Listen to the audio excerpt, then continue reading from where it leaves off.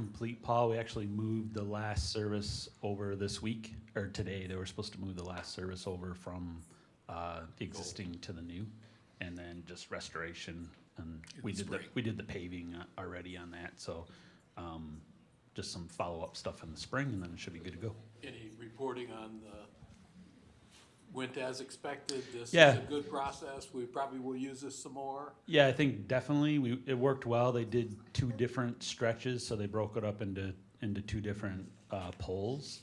But it was kind of neat. You could see the ground rise as it slowly went by. But it seemed to be a good process that we look to in the future to use again and get some more contractors maybe familiar with it. Pressure-wise, that, is it tested for pressure or not tested for pressure? They do test it before they put it into service. Yeah. And if you remember, one of the reasons that we replaced this section of pipe, it was in pretty bad shape, but this is to move to the high pressure district. Right. So once we get that last service moved over, then I'm guessing maybe yet this month they'll make that switch, which will help some pressure problems we have to the west. Okay. Good. Thanks, Paul. Very good, thanks. Okay, well, let's go ahead. If there's no other questions, we're going to move on to the financial update as well. In your packet were the financials for the month of October. Start off with the electric utility here.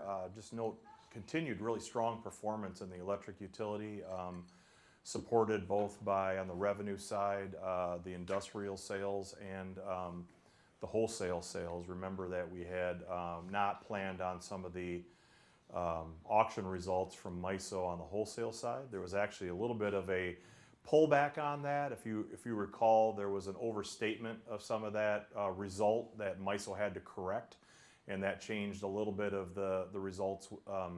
In this financials, you saw that kind of affect October a little bit, but the overall year-to-date, again, really strong there if you look at wholesale on a year-to-date basis with that positive variance of just about $1 million, and then industrial is about $2 million on that year-to-date. That's where we're getting a lot of that strength on that revenue side.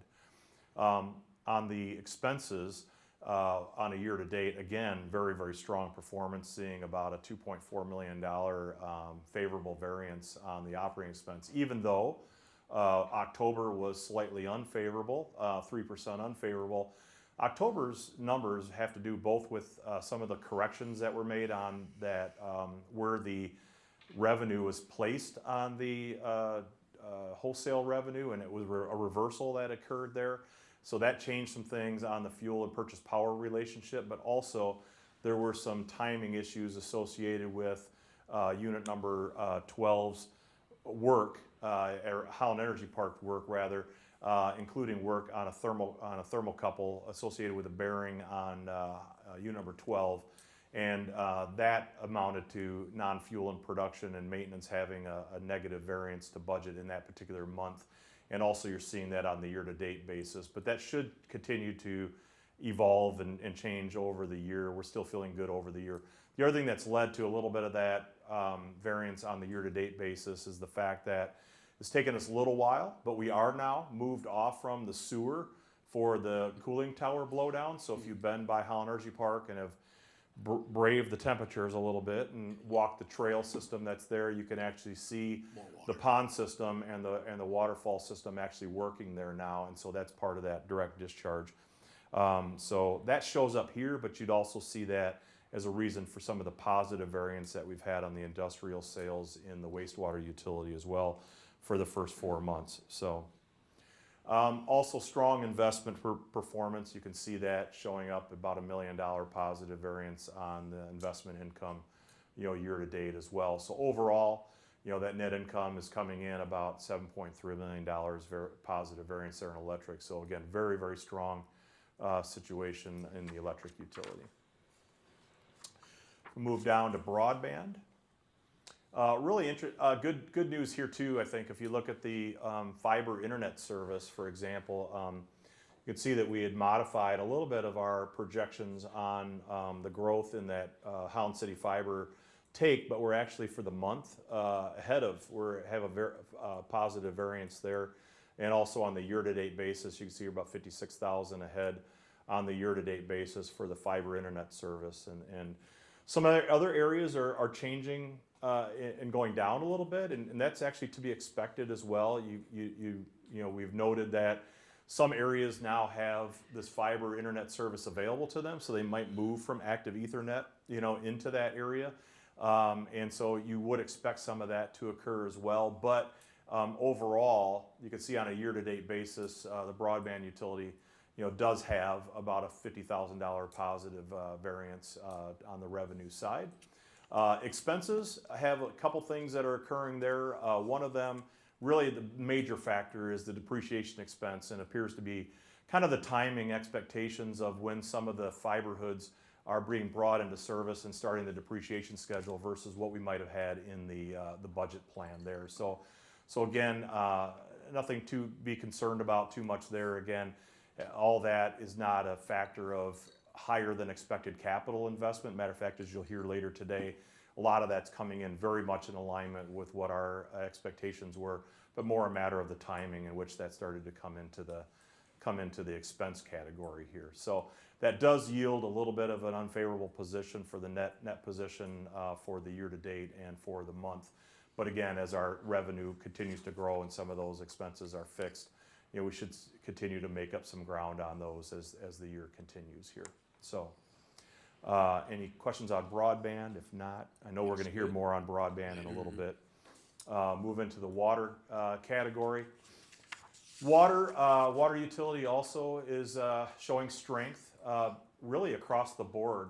Favorable position on revenues, favorable position on expenses, which means a very favorable position on operating income and net position for the year to date and for the month.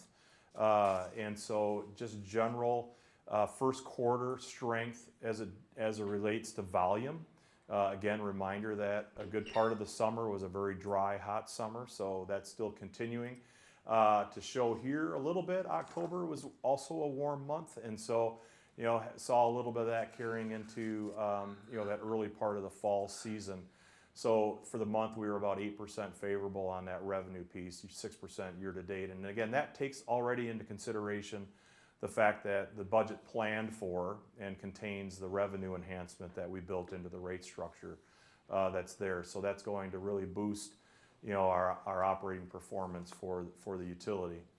On the year-to-date basis, again, really across most of the categories here with the exception of chemical and power. And again, chemical and power is a factor of our pumping to a certain extent. We have consumers' energy rates have unfortunately absorbed a lot of the savings that we've had in putting in the peakers, you know, the peak shaving that we do at the water plant. But without those peakers, it would just give you an example of how much worse it would have been because of the rate structures that we are facing and the changing situation for the power usage, you know, at the water plant.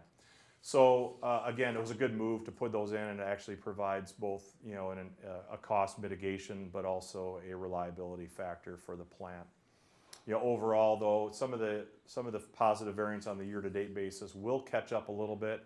Again, it has to do with like Southwest Water, the Southwest Heights neighborhood, for example. Now that project's closing out, you'll see some of those services come into the expense line that are related to the private side, you know, of the galvanized services that are being replaced. So some of that also is timing related in that area. But again, we're in a very strong position starting the year.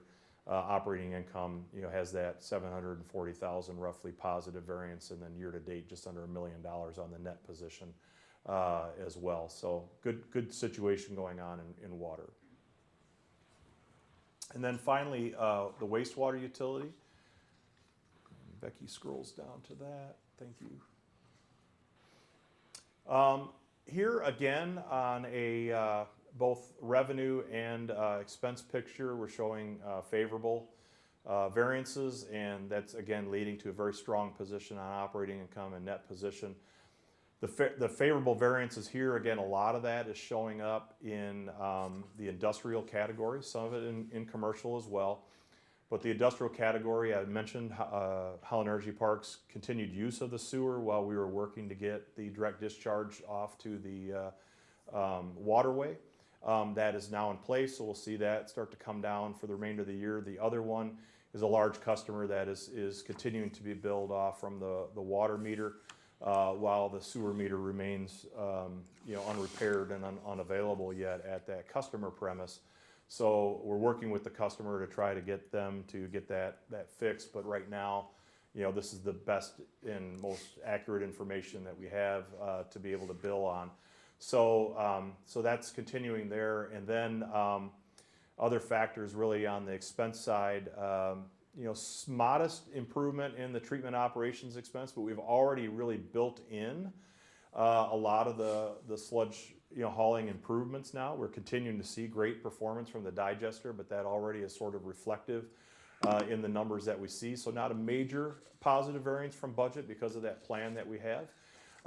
But then other factors really related to more A&G.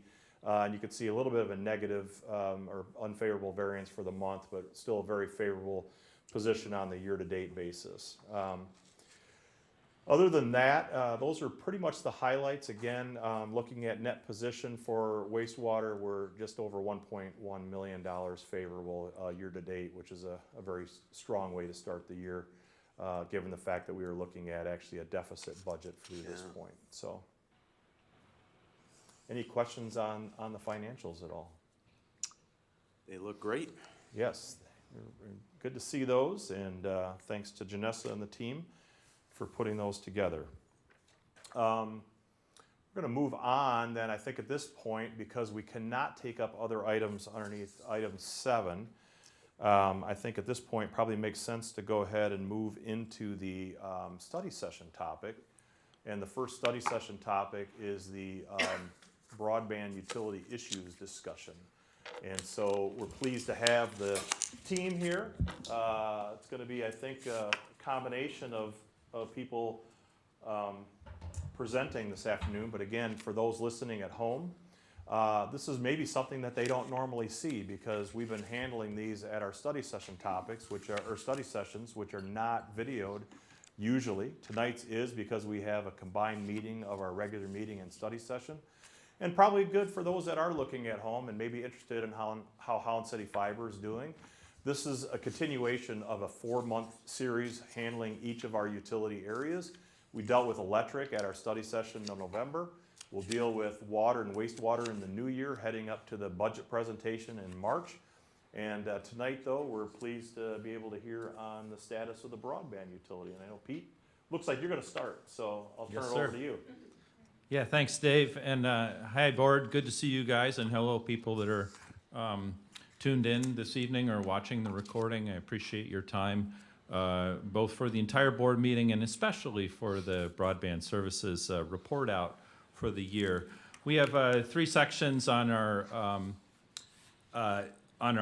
report out today. We'll have a services update that I'll take care of. Then we'll move into the focus for our group, which, as you well know, is Holland City Fiber construction and service delivery.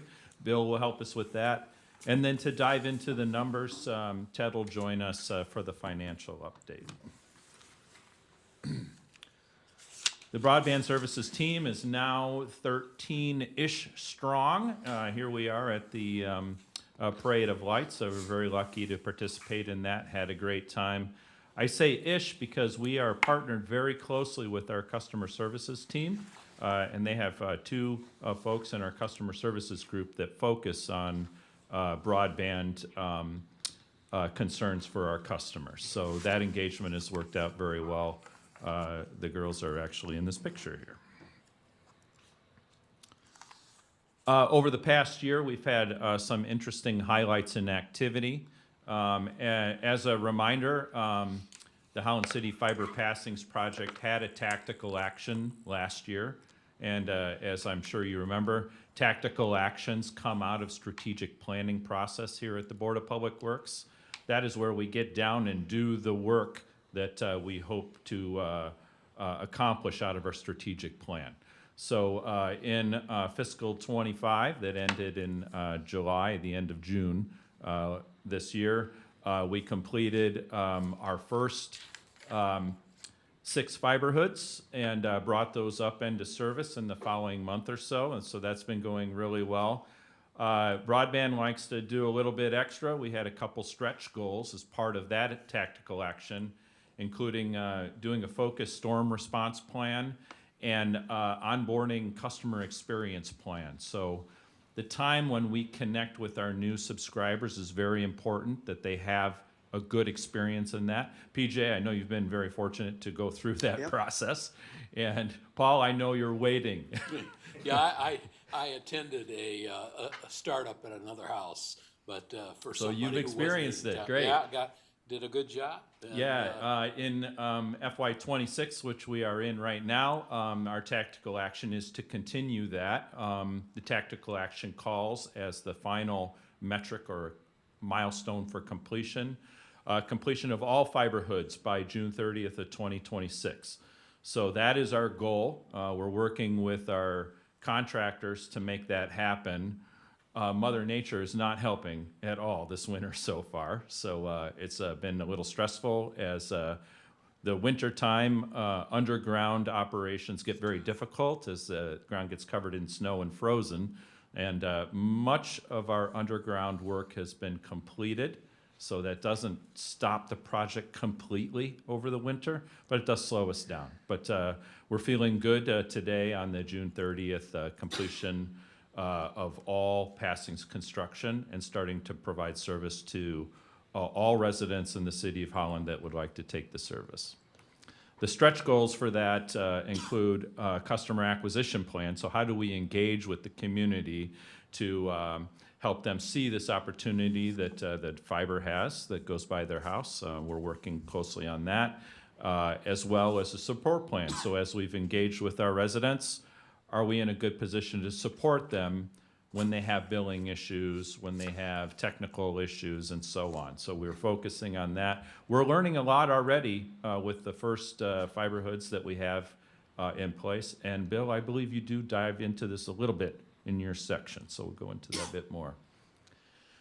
Outside of the tactical action, it's business as usual. Some of the highlights is Peninsular Fiber Network, that's a fiber operator out of the UP, has engages with fiber providers across the state.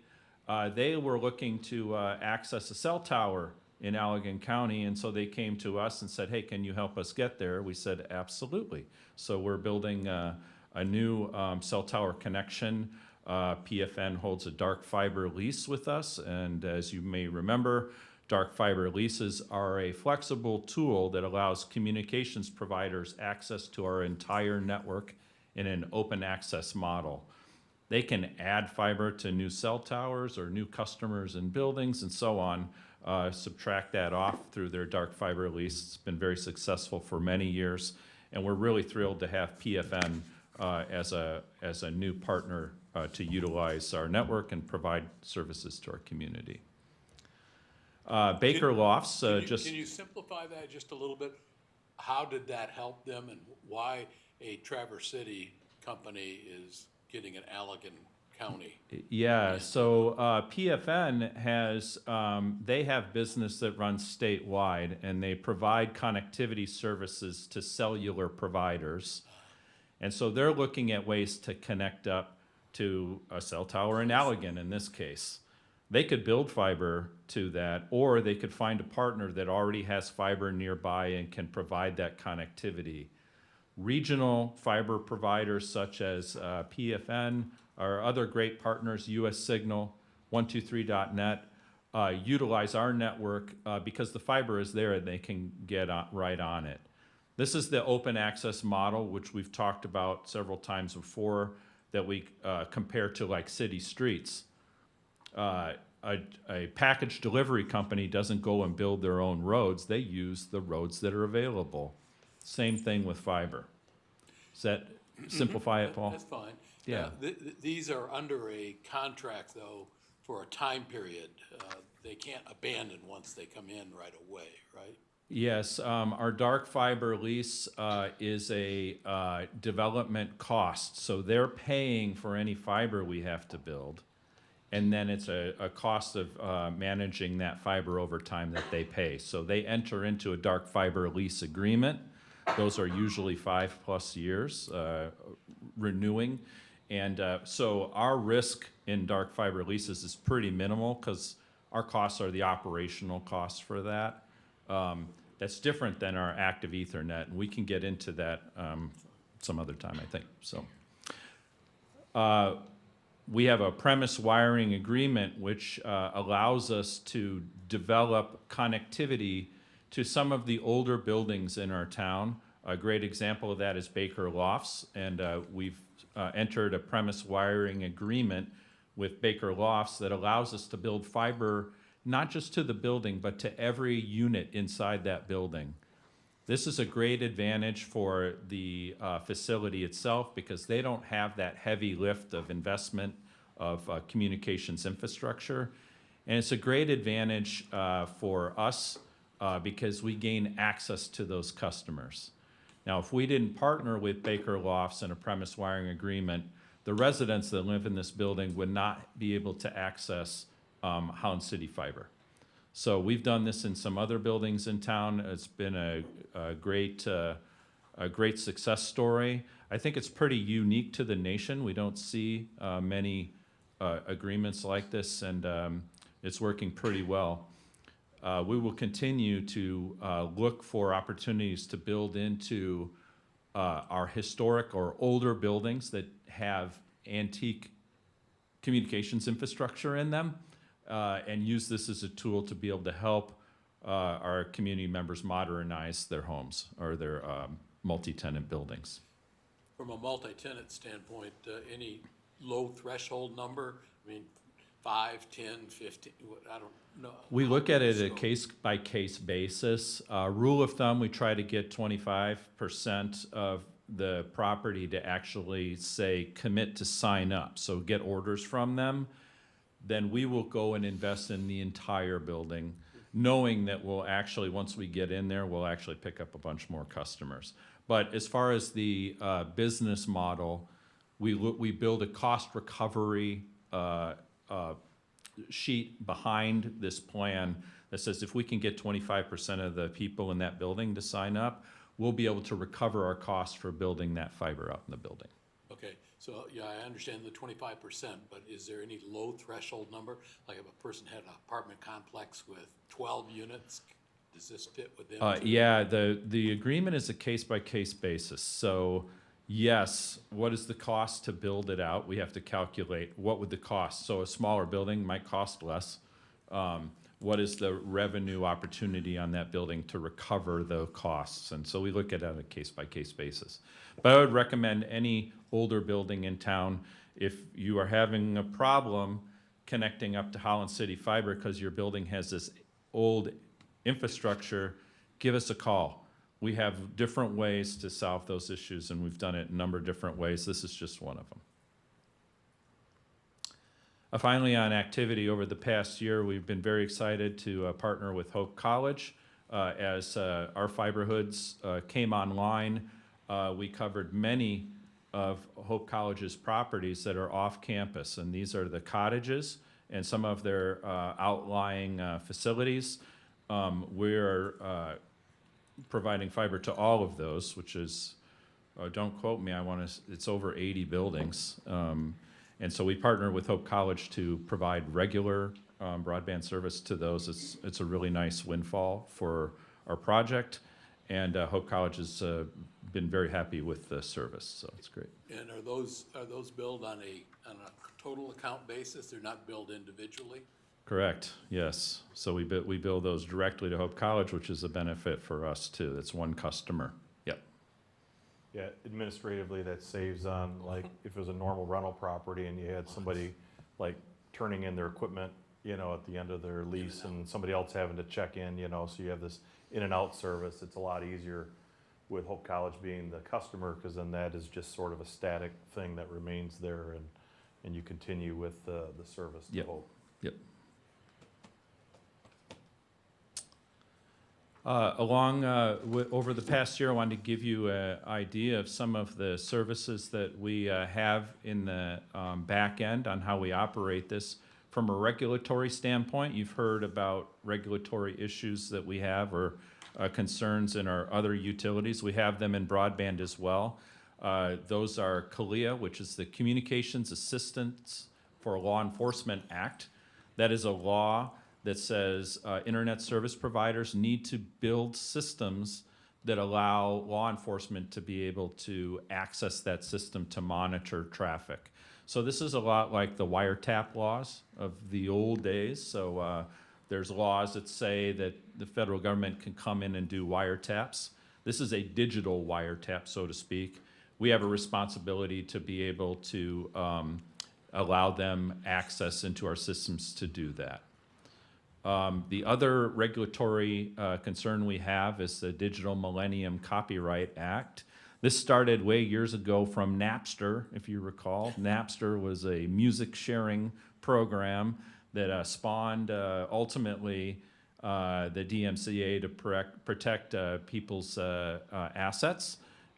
We receive DMCA notices, and we need to, by law, send those on to the party that is the concern. So we're sort of a gatekeeper for this, including if they continue to receive multiple notices, we're required to shut them down.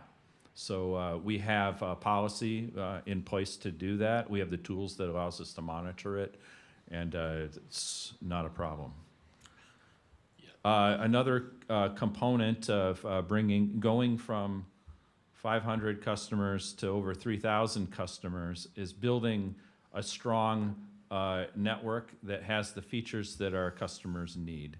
The first component of that is carrier-grade network address translation. This allows us to carry lots and lots of customers on a small number of IP addresses. IP addresses are a commodity and very expensive. CG NAT infrastructure allows us to bypass that cost. The other service excellence component we have is we have a lot of features built into our internet service that give customers the ability to control their internet experience and operation, from network configuration, security controls, access controls, and including traffic prioritization. So for example, hackers are trying to hack into your home network. Your router that's supplied by BPW has a built-in firewall and security system on it. There's no additional charge that comes with that package, comes with that router. Another great example that we see our customers enjoying is that ability to turn the internet on and off or restrict certain users. So maybe you have kids in school and you really want them to go to bed at 11 o'clock at night, not stay up all night gaming. Your system, you have the ability to control that if you wanted to. Is that all controlled through the phone app? Yes. Yes, you can control it right through the My BPW phone app that lets you change your wireless SSID, your network name, your time of use, and security features. It's pretty impressive. I'm a customer, live downtown. I actually have some services running in my house, and my BPW provided router sends me alerts on my phone when somebody's trying to hack into my server at home. Not only does it protect me, but it's letting me know that that's happening, which is pretty nice. Finally, on a infrastructure and services side, I wanted to give you a little high-level view of our network edge. On the left is Holland City Fiber. That is the network that we're building in town today and connecting customers up to the greater internet. They need to get out of town, and that's done through our transit network. Here you can see that our transit network is connecting up to 3 internet service providers. So if any one of those providers has an issue, we have a backup provider. If fiber between here and Grand Rapids, Michigan is taken down by a truck, which sometimes happens, like a few months ago, we have a backup link, so our customers are not impacted. The other very interesting part, if you are a network nerd, is we actually participate in the internet exchanges. So instead of having an ISP's ISP, so to speak, the Internet Transit Service, we actually directly connect up through a peering point in Grand Rapids and Detroit to be able to connect directly to Google, Amazon, Netflix, Microsoft, and a whole host of other large content providers directly. This saves us a lot of costs and also gives very high performance because we interconnect with their servers very closely.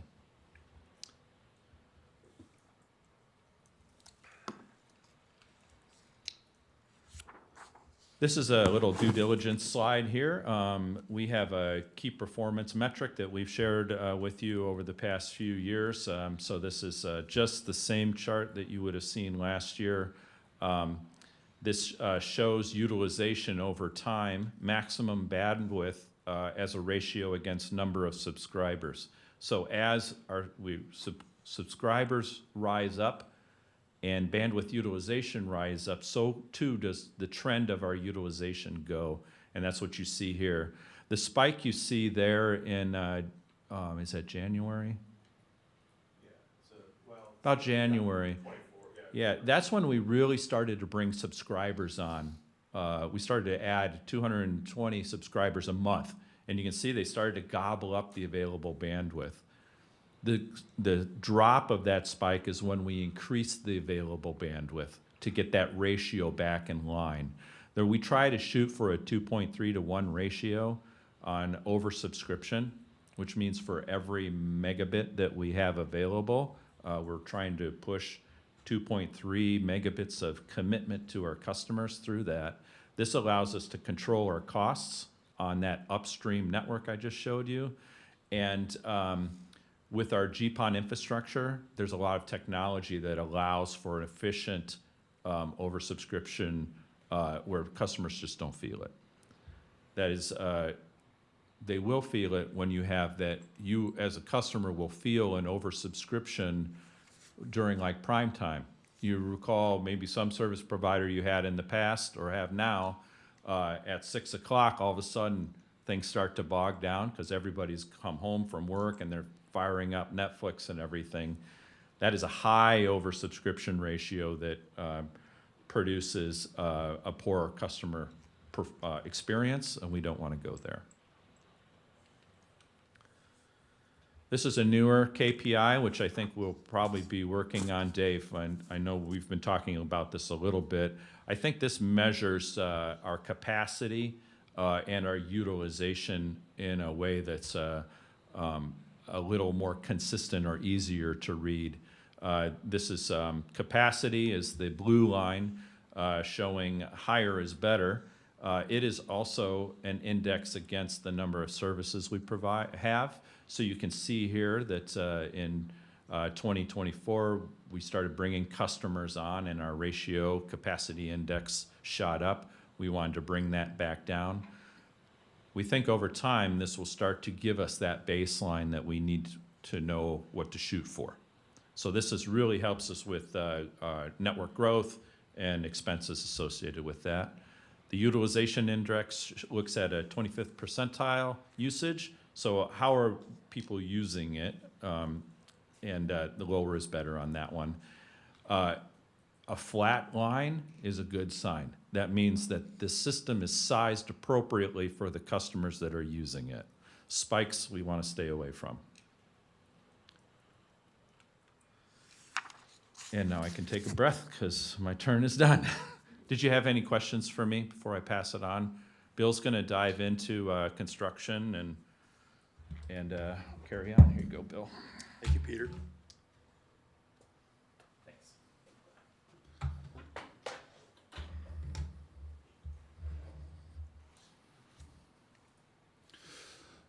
Good evening to the board.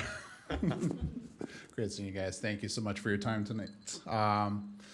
I'm very pleased to go through this part of the update because the project, getting this construction going from the start, I remember the first year bringing updates and data and what we're doing. I'm very excited to this point because talk about seeing light, fiber light, get it? The light in the tunnel is there. We are practically, we're at 60% there. So as of today, we're a little bit over 3,100, but as of end of November, we've got 3,096 active customers, which is fantastic. So just kind of giving the scope of how much assets we've been putting out there. Underground fiber, 37 miles of fiber, out of aerial fiber, 40 miles, and distribution fiber, 36 miles. And we're not fully complete. We still have, out of 9 fiber hoods we've completed, we've got 6 more to go. I'm hoping that we will complete that here by the end of June of the summer 2026, at least the passing side. With that, we've got quite a few in other assets that we can provide, MSTs, that's multi-service terminals. We've got out of the whole city, basically we've got 2,198 total MSTs. We've got 1,075 completed that are up there. They're either on poles or underground. In vaults, we've totaled up to just nearly 2,000 vaults for the whole city. We've got 1,000 of that completed. So a lot of work from our contractors, a lot of work from our engineers in designing and putting it all together. So I'm very excited about where we're headed. Just kind of break it down per fiber hood. So as you recall, when we first started, we broke it down 15 fiber hoods. We kind of sectioned it off and through this project, and just kind of show the completion of each fiber hood. We're up to Maplewood South. That's completed right now. We're currently working in the Heights North and the Heights South. We're also been working on Von Ralty and Industrial North and Industrial South, as well as the airport.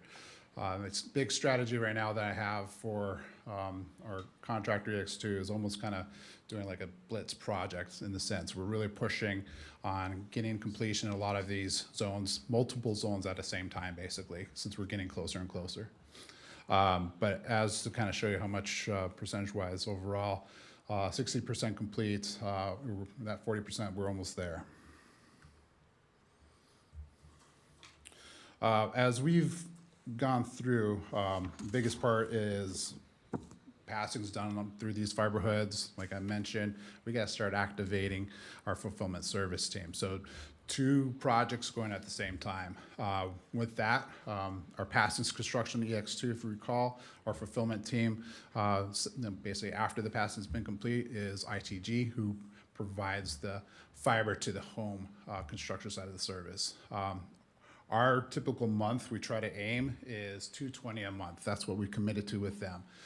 We're generally hitting over 220. We're in the 230 for in-home installations a month, and that's with the in-home techs available, as well as 252 completed drop construction. That's both aerial and underground as well.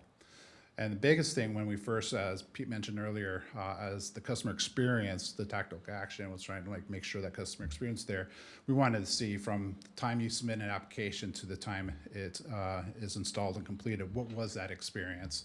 And we measured that through a Net Promoter Score survey that would be sent out after it's all completed. The second they signed that service order saying, yep, it's good, I got my internet, I'm happy. Typically, we want to stay, my goal for the department to stay above 90, and we've been doing that ever since we've started. So our Net Promoter Score is at a 90, which is fantastic. Other providers that kind of give you a comparison generally are anywhere in the negatives up or as high as 50. So we're doing very well as far as that customer experience and that engagement. ISP providers live and breathe off of that NPS score. Big thing also is just kind of break it down with our current work and how many how many resources that we need to bring in. For example, to get this done, we've had to look at making sure we've had up to three field techs or construction crews, if you will, to kind of make sure we hit these goals. Others that we've looked at as far as in-home installation, making sure that we have at least up to 2 installers to do the installation after the drop is built. But our biggest hurdle right now is making sure that our fiber hoods are complete to keep our fulfillment team busy. At one point, we did have a fiber hood come up, and then all of a sudden we've had a lot of applicants waiting for multiple months to get served. So we wanted to make sure that ITG could bring in the resources quick, which they did, allowed us to go from a 7-week turnaround as far as activation down up to a 4-week, which is where we want to be with the amount of installations that we foresee in the future, up to a 4-week lead time for that, to get activated and so on and so forth.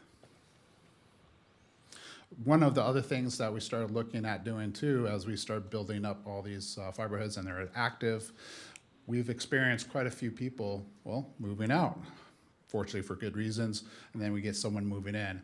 So we are also expanding our self-installation program. So basically, if it's a house that we've already built to and have our equipment ready to go, customer calls in, new customer calls in for their utilities, now add in fiber to that, they can actually do a self-installation, get their router hooked up and ready to go. So we've been experiencing that, testing with quite a few customers who've actually said, yeah, we'll test it out for you.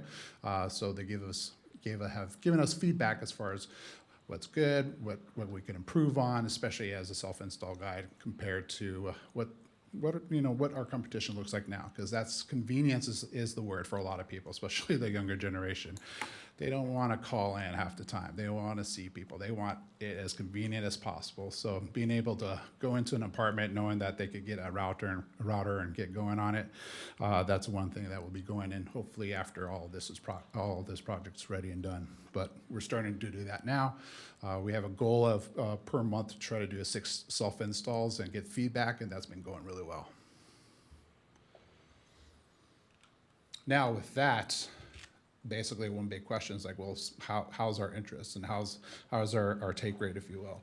Our current, based off the active zones that we currently serve and out of people that have applied and have service, we're at a 29.28% market share in that sense, which is really good during a project phase. I'm quite impressed with that number.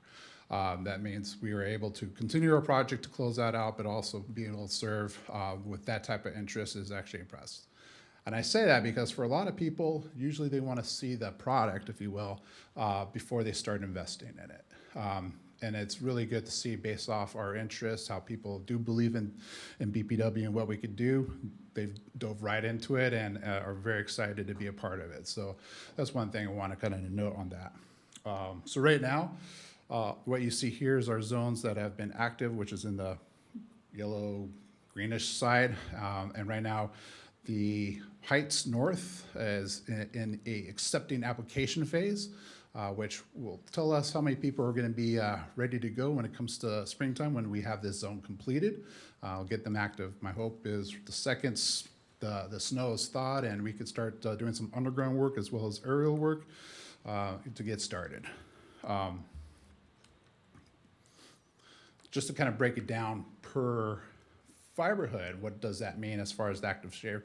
You can see these different zones from our downtown, which was pretty much our first beta test, to our historic zone. We're generally across the board hitting the 30% mark or coming close to it. Right now, the triangle zone and the historic zone, as well as the downtown zone, are our top group of interested people who want the service, who have been activated, and looking to see more out of them. All the zones coming up right now that are below 30% have been anywhere, from what we gathered, in the demographic of early nesters or winter birds, basically, as they leave. So kind of start seeing that. The different seasons do apply. So we definitely see a spike during the summer, spring, as well as back to school season. And then it kind of slows down during the winter as far as people applying for service. Otherwise, across the board with these zones, I'm actually quite impressed with where we're at as far as who's interested. Our biggest hurdle right now that I've seen is just more education. People are just really wanting to know and understand, well, internet's one thing, but now what can I do after I get it? So that's the good news is once they get it, we're set. What they can do with it is another question. Meaning like, do I have to have Roku? What is Roku? What is, network versus internet? It's interesting. Our continued work and education from the marketing team and aspect, they're doing a great job. We do our best to make sure all the FAQs, all the questions that are out there is answered. And that actually comes to a result to all the types of calls we get. As you can see here, we're also starting to measure the type of support calls. With the amount of customers we're currently serving, you can see we have such a high amount of spikes calls every time a new active fiber goes through, and then it kind of drops. We measure our tier 1, tier 2, and after hours support. So now we're shifting during this project, not only how to acquire new residents, new customers, but also how to support them. So our team is also pivoting on a tier support level to make sure we can answer those calls. I could also start seeing patterns with that to see when are we needing to really up our type of communication for education purposes, as far as like, okay, how do you potentially hook up your internet to a printer and so on and so forth. The random basic FAQs, which is our high tier 1. A lot of that is basically what we've been handling and dealing with. Our tier 2 and after hour support have been dealing a lot more with more technical questions where a commercial based IT provider is asking, I need a static IP. We're having issues with terms like DHCP, stuff that normally you don't talk about during basic tier 1 questions. So our team is starting to be equipped and handle all of those type of calls, even when it starts from customer service, which is great. Our inbound calls have increased, and you can start seeing a pattern there where a majority of those calls are now not about, I want to apply for service. Now there's starting to be a mix between I want to apply for service as well as I have support questions. Now I've just been hooked up. What more can I do with this? Or how can I connect my other devices more effectively? So a lot of that is giving us data to say, okay, what more can we add to our website or social media or whatnot to provide that information to customers so that they can answer those questions themselves before they contact us. And we're starting to see that pattern get reduced because we're getting the feedback, getting the data, and say, okay, how can we apply that without being in their home all the time or over the phone? So is the tier 1 and tier 2 level of the sophistication of the call, is that what differentiates them then? Yep, so tier 1 could be just basically I can't get to Netflix. So we try to assess to see if that's something that is our end. Sometimes there's also a power outage just happened, and sometimes the router doesn't get reboot properly. So a tier 1 basic level kind of gets all of those answered questions. Tier 2 is more in depth, more technical, if you will. Good question. All right, I think at that point I covered a majority of everything I needed to go over. Any questions I could provide on the project? Yeah, I'd like to know the take rate, 29% right now. You'd like to be in the mid-30s, high 30s? Where is there a sweet spot from a standpoint? Absolutely. I think everyone's sweet spot is like 100%. But I think even based off the performa, I mean, we've had 2 performers, one showing at 51% or 50%, and we had another performer that showed the worst case scenario, which is the 30%.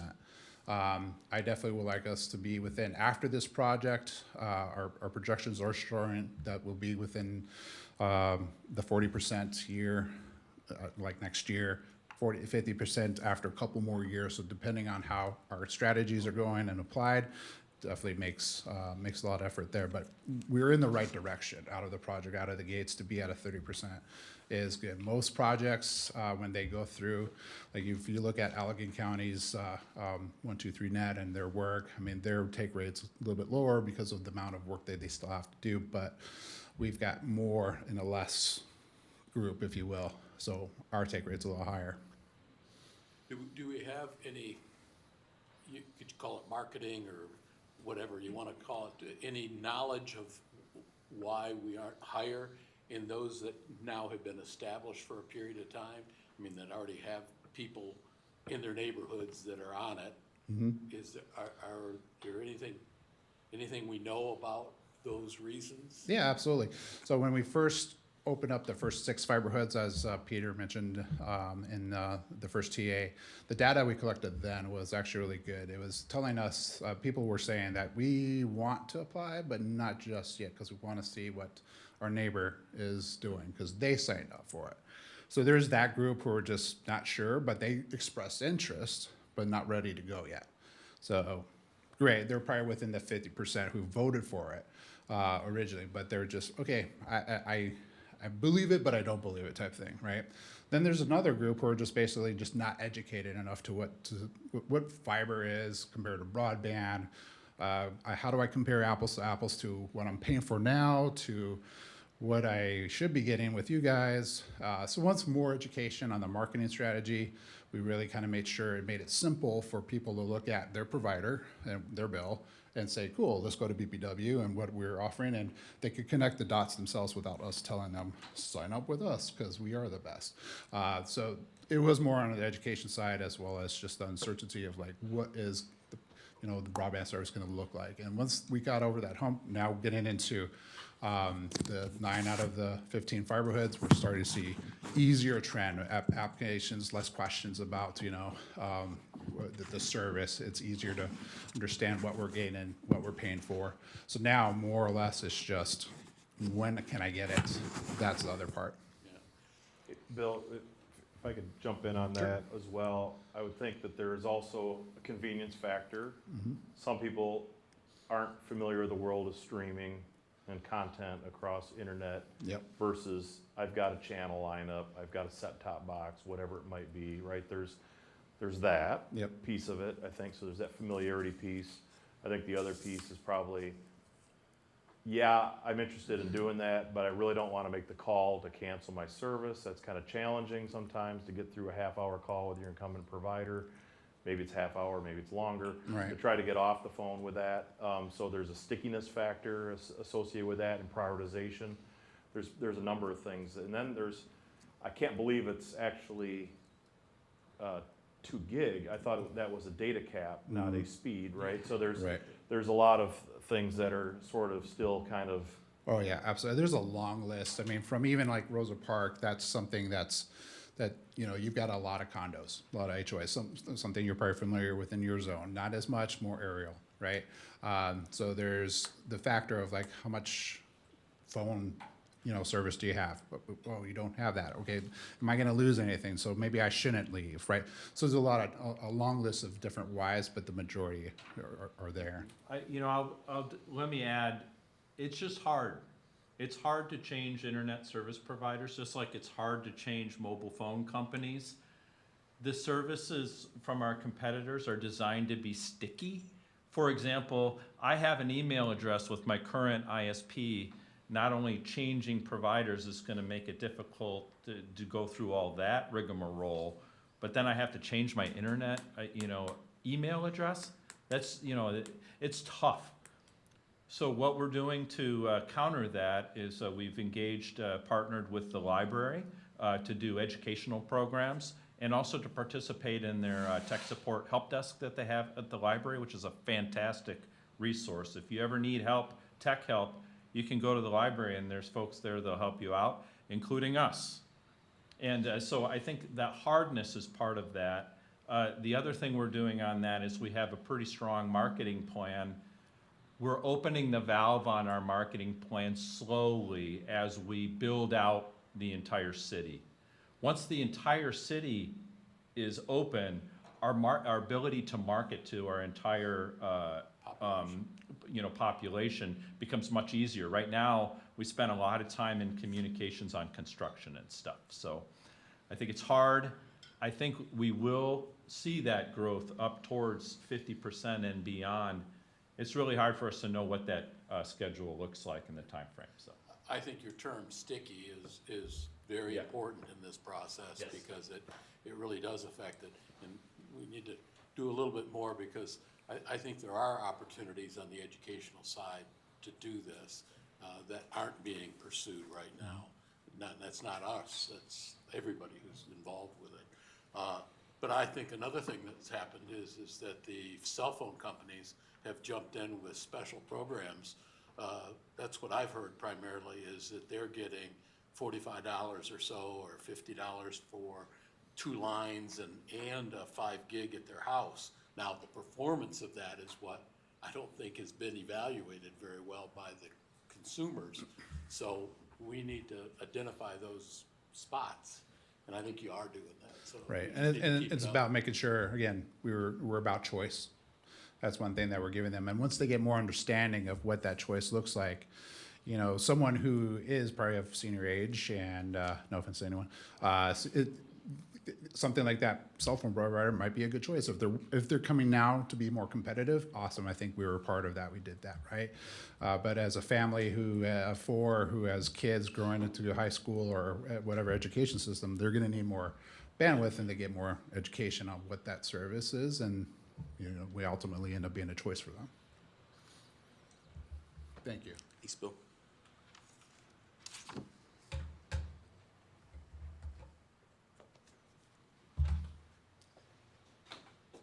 I don't want to put you on the spot, Paul, but you said something that we're actually dealing with. You said a cell phone with a 5 gig service. It's a 5G service, which is just the generation. No. But when we have been advertising with 2 gig or 2G and what our advertising was, that's confusing people, because we switched now to 2,000 megabits per second in comparison to their plans, so that it's better apples to apples. So that is something we learned, because we did get into, well, I have 5G now. Well, you don't. You have a 5 generation out of 5 gig, and so that actually is one of the things that we've done probably in the last 6 months, I think, where we've changed our marketing a bit on our website to be more apples to apples. So when someone goes and looks at what the offering is from Comcast, they're seeing the same thing from us. So that's a good example of the things we're trying to do. And I totally agree with Pete.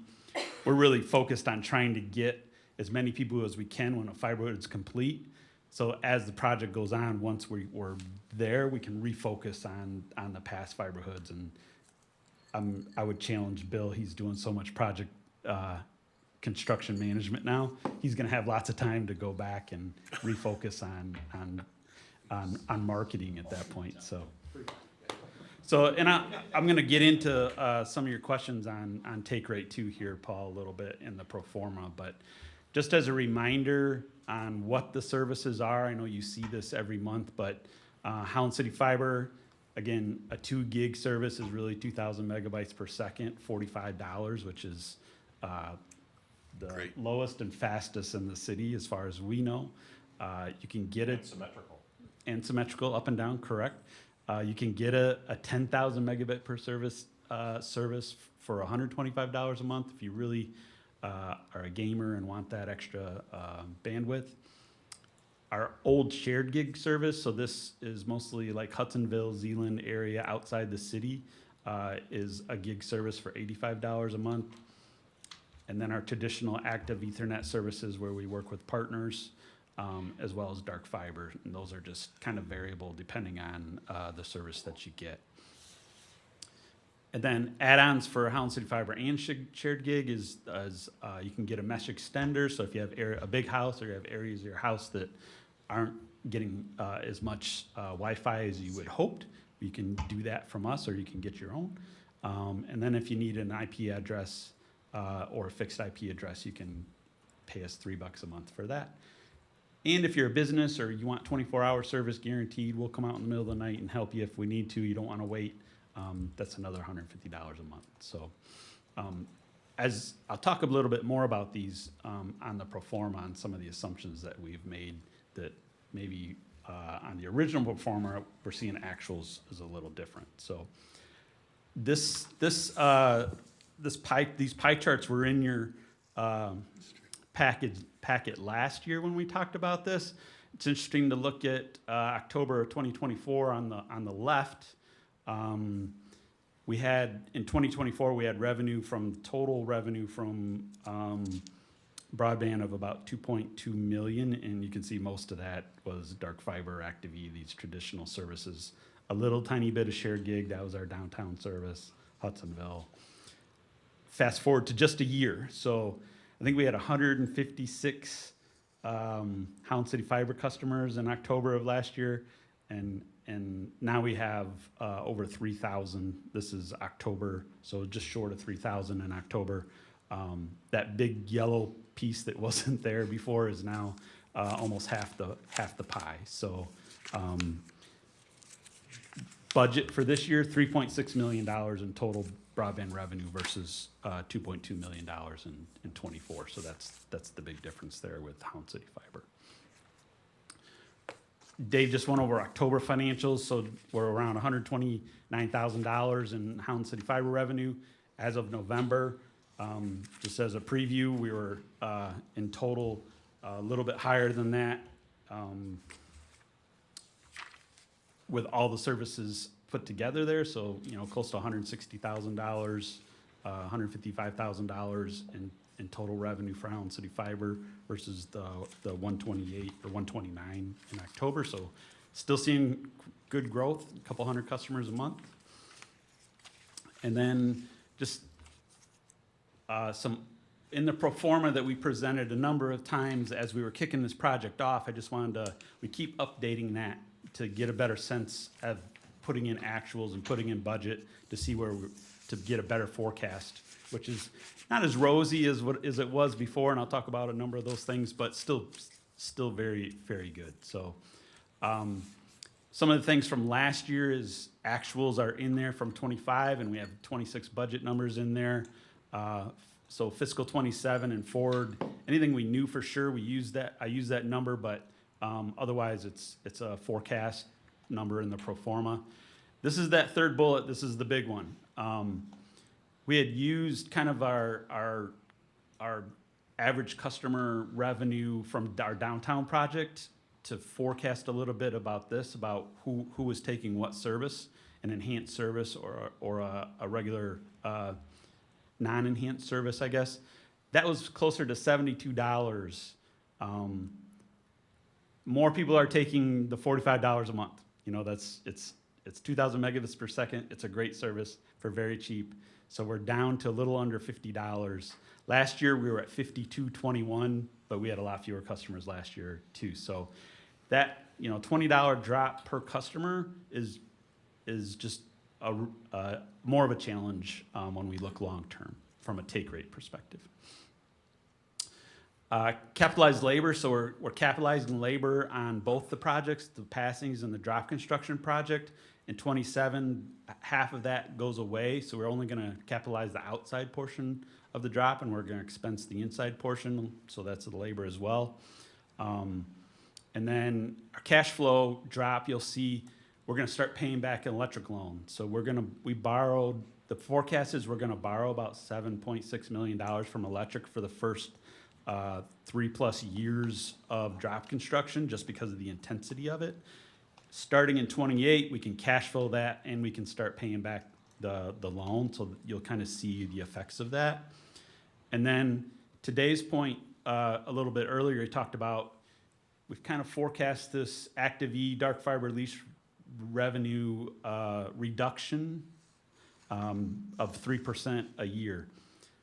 A lot of these things are, a lot of the inputs into this pro forma are pretty conservative, and I'll talk about a couple other things, but we know in the city, you know, why pay a $300 Active E service if you can get a 2 gig service for $45 or even a 10 for $125. So we really feel like, and we've seen it already. So a lot of these Active E customers in the city are switching over to Holland City. Now, that has to be the right customer, right? Because the other thing is Active Ethernet Yep. provides a dedicated bandwidth for you. It's a dedicated, you know, set of electronics, dedicated, you know, pipeline essentially that's going on there.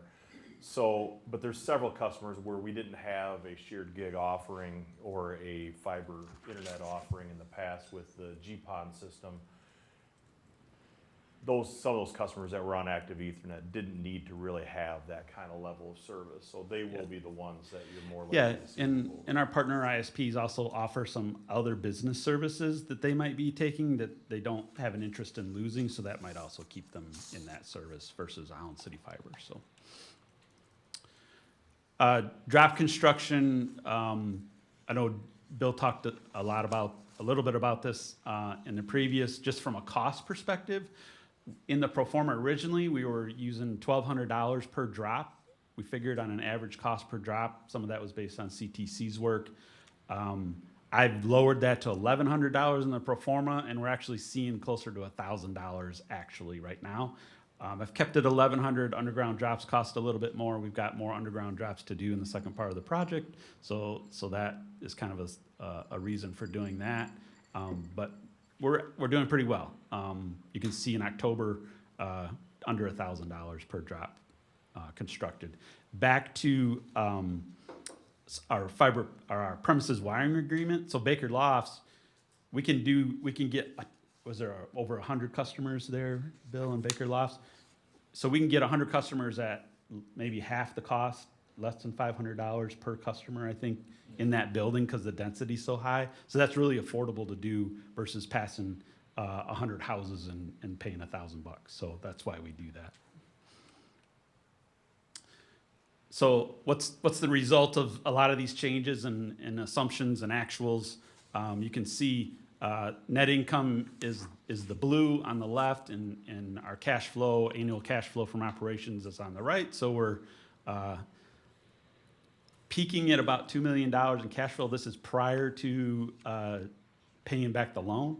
So once you start to see that around $1.5 million cash flow, we've started the loan interest and principal payments back. And then the big drop in 2032 and 2033 is we're starting to spend capital on a network electronics refresh. That's a 2-year endeavor, which is a 7-year life on the electronics. So that's in the plan already. So we're still doing well. And this slide maybe is a little better. If you saw 2034, then you would see that number go back Correct. up again. Yep. Because again, So it's kind of a hit in those 2 years. Yeah, it's a big expense in those years. This is a little better kind of indication of how things are going from a cash build. Yellow is number of customers, so you can see that stark rise, and then maybe a little flattening out more to get to a 51% take rate, Paul. So 2033 is us at 51%. Cumulative cash is the red, so we're getting up to around $12 million in cumulative cash, even with those big spends in 32 and 33. And then our net income stays pretty steady, about $1.8, $1.9 million a year. So again, a lot of these things in here are pretty conservative. I've got a 3% annual increase in all the expenses where we weren't sure, but that's probably not going to happen on all the line items. Depreciation is a little rosier than what we have in the budget now. Just so net income might actually be a little bit better than it has been. So I'm pretty confident that things can look better than this. So it looks, even with that $20 per customer revenue drop, we're still looking pretty good from an ongoing basis. Just one more slide, update on the passings construction, just things to look at here. Interest is a wonderful thing, so we borrowed $18.4 million, and that's resulted in, so far, about $19.7 million in bond funds because interest rate has been very good. The city, remember, contributed $4.2 million to this project, of which we got a little nervous in the spring that some of that might get clawed back if we didn't use it, so we actually moved that $600,000 to the drop construction project, which can be moved back if we end up needing it. But we just wanted to get it spent so that the state or didn't come back after it in case that happened, which total city funds of $23.3 million approximately. Further down is what our expend is estimated at, with a $222,000, $223,000 contingency, which you know, a lot of that is some CTC and EX squared contingency that we have the room, it's been approved, but I don't see us using it all.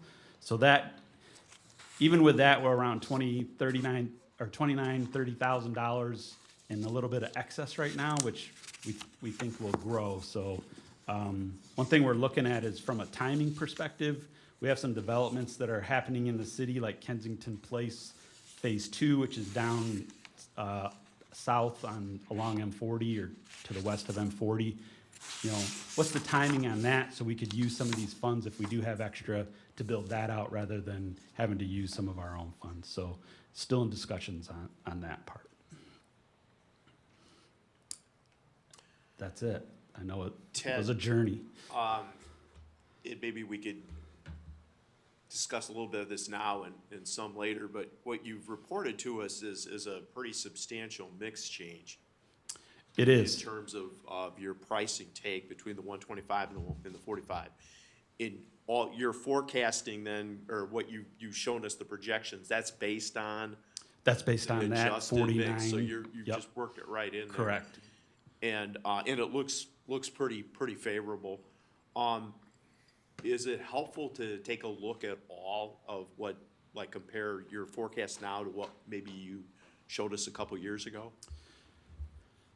Yeah, I think when you looked at that cash build, we were in the $20 to $30 million kind of range at that extra, that $20 extra per month. Let us pull it out. I would say let us pull it out Yeah.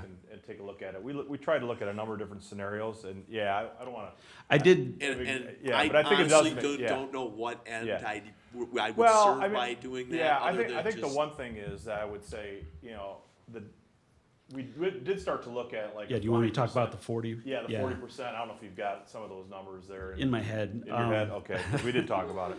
And So- Ted was gracious enough to run, you know, kind of let's take a look at the smaller take rate and see what that does, and that still is. Yeah, PJ, I reduced it to a 40% take by 2033 just because we're at 30 and I know some of the next fiber hoods, we have a lot of interest in. So I would look at 40% as a worst case in 2033. Instead of $12 million cash build, we're at 9. We have a little dip in net income starting in 2030 that, you know, I talked to Dave, if we increase our 2 gig service by $5 a month to $50, you know, that's an extra around $400,000 a year in extra cash. So, you know, And we're not suggesting that. we're at not all. suggesting that's going to Matter of happen, fact, but you know, if you look at a $9 million build, again, remember that the passings network is supported by the bond and the millage. That's $24 million.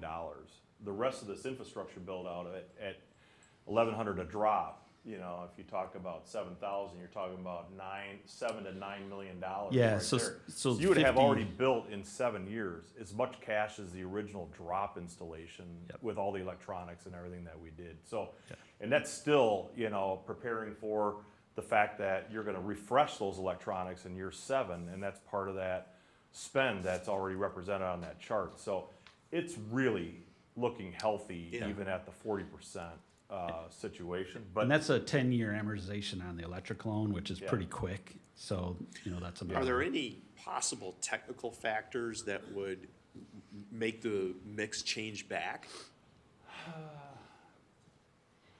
I don't know. I mean, I think it's probably more of a mix of residential versus small business than it is sort of, hey, we're suddenly going to get a bunch of gamers out there, Yeah. you know, people that really need the 10 gig.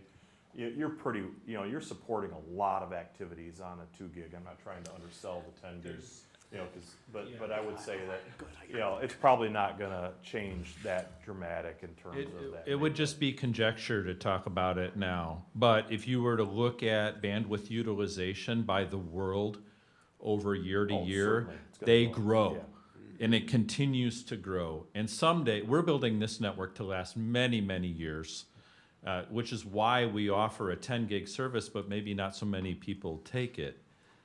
Over the years, more and more people will take it. I think another point here, if you're looking at, you know, revenue that's being produced by this asset, once the network is completely built out, there's new opportunities for revenue on that network beyond just a 2 gigabit and a 10 gigabit service. There's ubiquitous services we could provide to maybe the school district, for example. Going out on a limb, what is artificial intelligence going to do? It's going to do a lot, and that requires fiber. We will have that. So I think, the business model we're looking at over the years is going to shift to provide new revenue opportunities and things. So that's a lot of conjecture, but I think, it puts another green checkbox next to the project Sure. to say, I think we're in a good position. Thanks, Sorry. Yeah. Yeah, just butt right in, Pete. I'm excited about this stuff. I would say just one parting comment is, I don't think 51% is our end goal. So we're gonna grow to 60+%. So at that take rate, I don't think we'll have any issues. So this is just looking at as far out as 2033. We're gonna continue to gain customers beyond that. So I'm pretty confident that we'll be in the 60-65%, could be in the early 2030s even. It's a pretty conservative build. I apologize, I'm late. That's completely on me.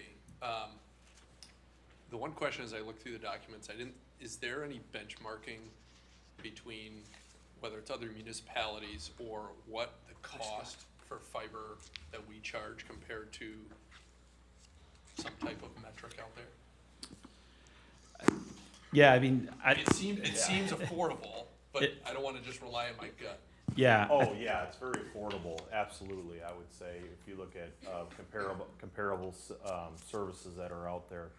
And then the fact that we're not offering like introductory prices or whatever, well, these are basically just the rates, right? It's And- flat, but yeah. what I struggle with is when I'm looking at, say, a Comcast, it's a bundled. It's hard Yeah. to just get things Yeah. solo and broken out, so I was. Traverse City is twice, they're twice our rate at half our speed. If that's a comparison. I know what Coldwater is, but I can't think of it right now. And Traverse City's they have a voice option, but their basic internet bundle. And it's because it really depends on how you're paying for the passings network. So if they have this capital debt that related to that construction and why we did what we did, we would have to be significantly more per month if we also had that expense to cover as well. Was our pricing just based on the construction of the network and backing in that way, or is it? No, I mean, we're covering, so the thing is, eventually, the city's provided the upfront infrastructure, which again, is gonna last for the fiber 40+ years. Yeah. The electronics will be refreshing over times, and then the drop, we funded, with the electric utility with a loan back to the, paying it back to the electric utility.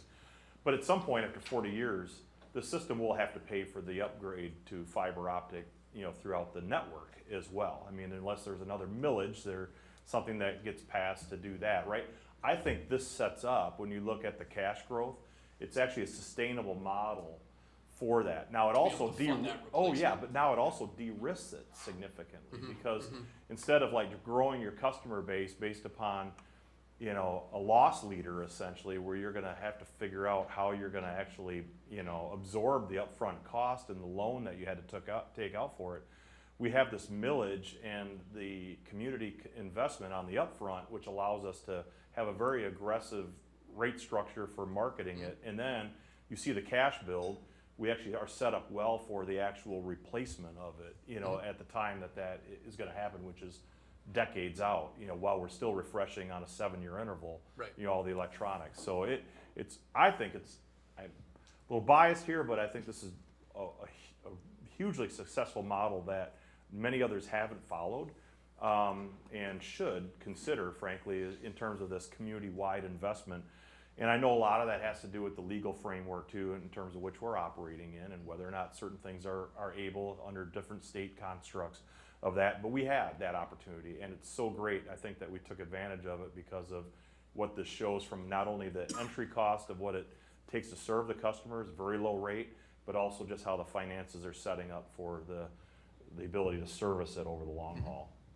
Yeah, I don't think there's another community out there really like us to do that Well, comparison because of that. Yeah, but Yeah. I guess my hope in the comparison isn't just another community and Yeah. municipal entity that does it, it's also what is offered in the area. Yeah. And just seeing where those are at in comparison to us each year. Well, and the other thing is nobody offers symmetrical, type of service the way we do, right? Everybody else, if you look at the offerings out there, even if you have sort of a hybrid system of fiber almost all the way there, and then there's like a, non-fiber solution to the actual home, you may have 1/5 of the upstream capacity or less than what you have on your downstream capacity. Here, this is a symmetrical system. It's built for, again, those that need to push files up in an entrepreneurial basis, those that need to do significant levels of video conferencing on it, versus, the kind of setup that exists in the incumbent system. So again, I'd be careful to go apples versus apples on it, because our service offering is just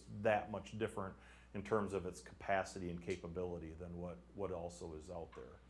Yeah. I And think also we- with the private sector too, is they have to make money, right, in order to survive. Well, yeah, I mean, we're kind not of for profit, break- we're yeah. charging at the cost of the service. Where you Yeah, provide the service and Yeah. sustainability of the service, where they're thinking about profit, yeah. and so that's a difference. Which is why, again, I think as soon as we get past this and we get that comfort level on where we're really projecting to on that, we're gonna have some serious conversations about, is 45 too high?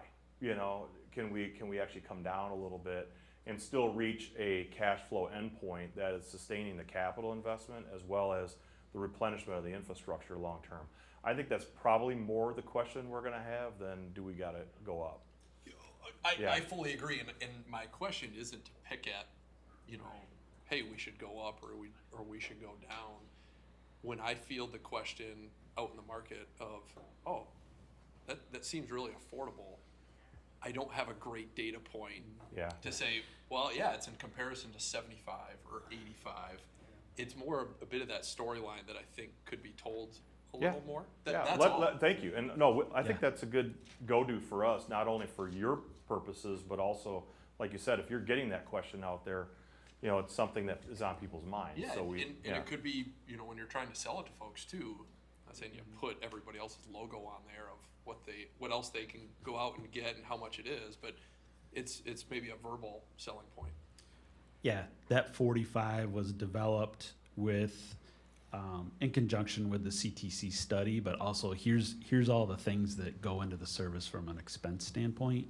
And we also have the advantage that we have a customer service department, we have billing, we have metering that we can share all those costs with, so that really helps too. And right now there's a little bit of market pricing on it, right? Because it's like, until you have the take rate, you have a lot of fixed costs still in the system, because it's not maybe as much of the infrastructure that was borne by the millage, but it's labor costs and, other costs that are more fixed. It's the midstream service that we're acquiring, which has a little bit of variability to it, but it's mostly fixed costs.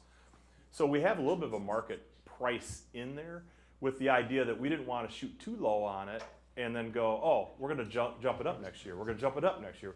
So we'd rather have the conversation where we came in with something affordable, and then hopefully either have that for a very, very long period of time versus others that are going, hey, you didn't pay attention to it, but over the last 24 months, if you notice, your prices have gone up about 40%.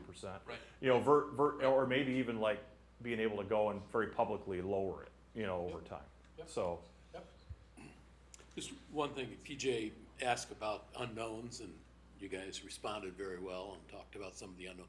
I think another one, I just wonder, has there been anything out of Lansing or any place regarding, we support people, and lower income people should be subsidized in their rate for electricity or that sort of thing?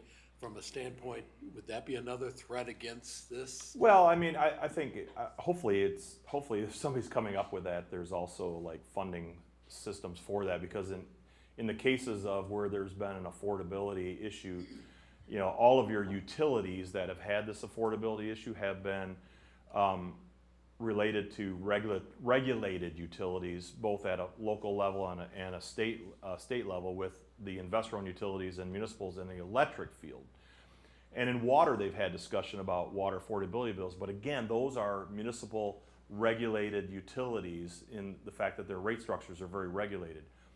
This type of service, you've got these incumbent providers that are purely private entities that are out there. So it'd be interesting to see that they're gonna have to suddenly create an affordability pool versus what the federal government did a couple years ago, where they actually had passed this money on to those that are eligible. And that's I what- think that's probably more the direction it would come if that. Think so? Yeah, I think so. Yeah, just because of the nature of the fact that there's so many providers out there that are purely private entities that aren't under any under rate regulation at all. Hard to see that sort of emerge the way it has on the electric and the water side.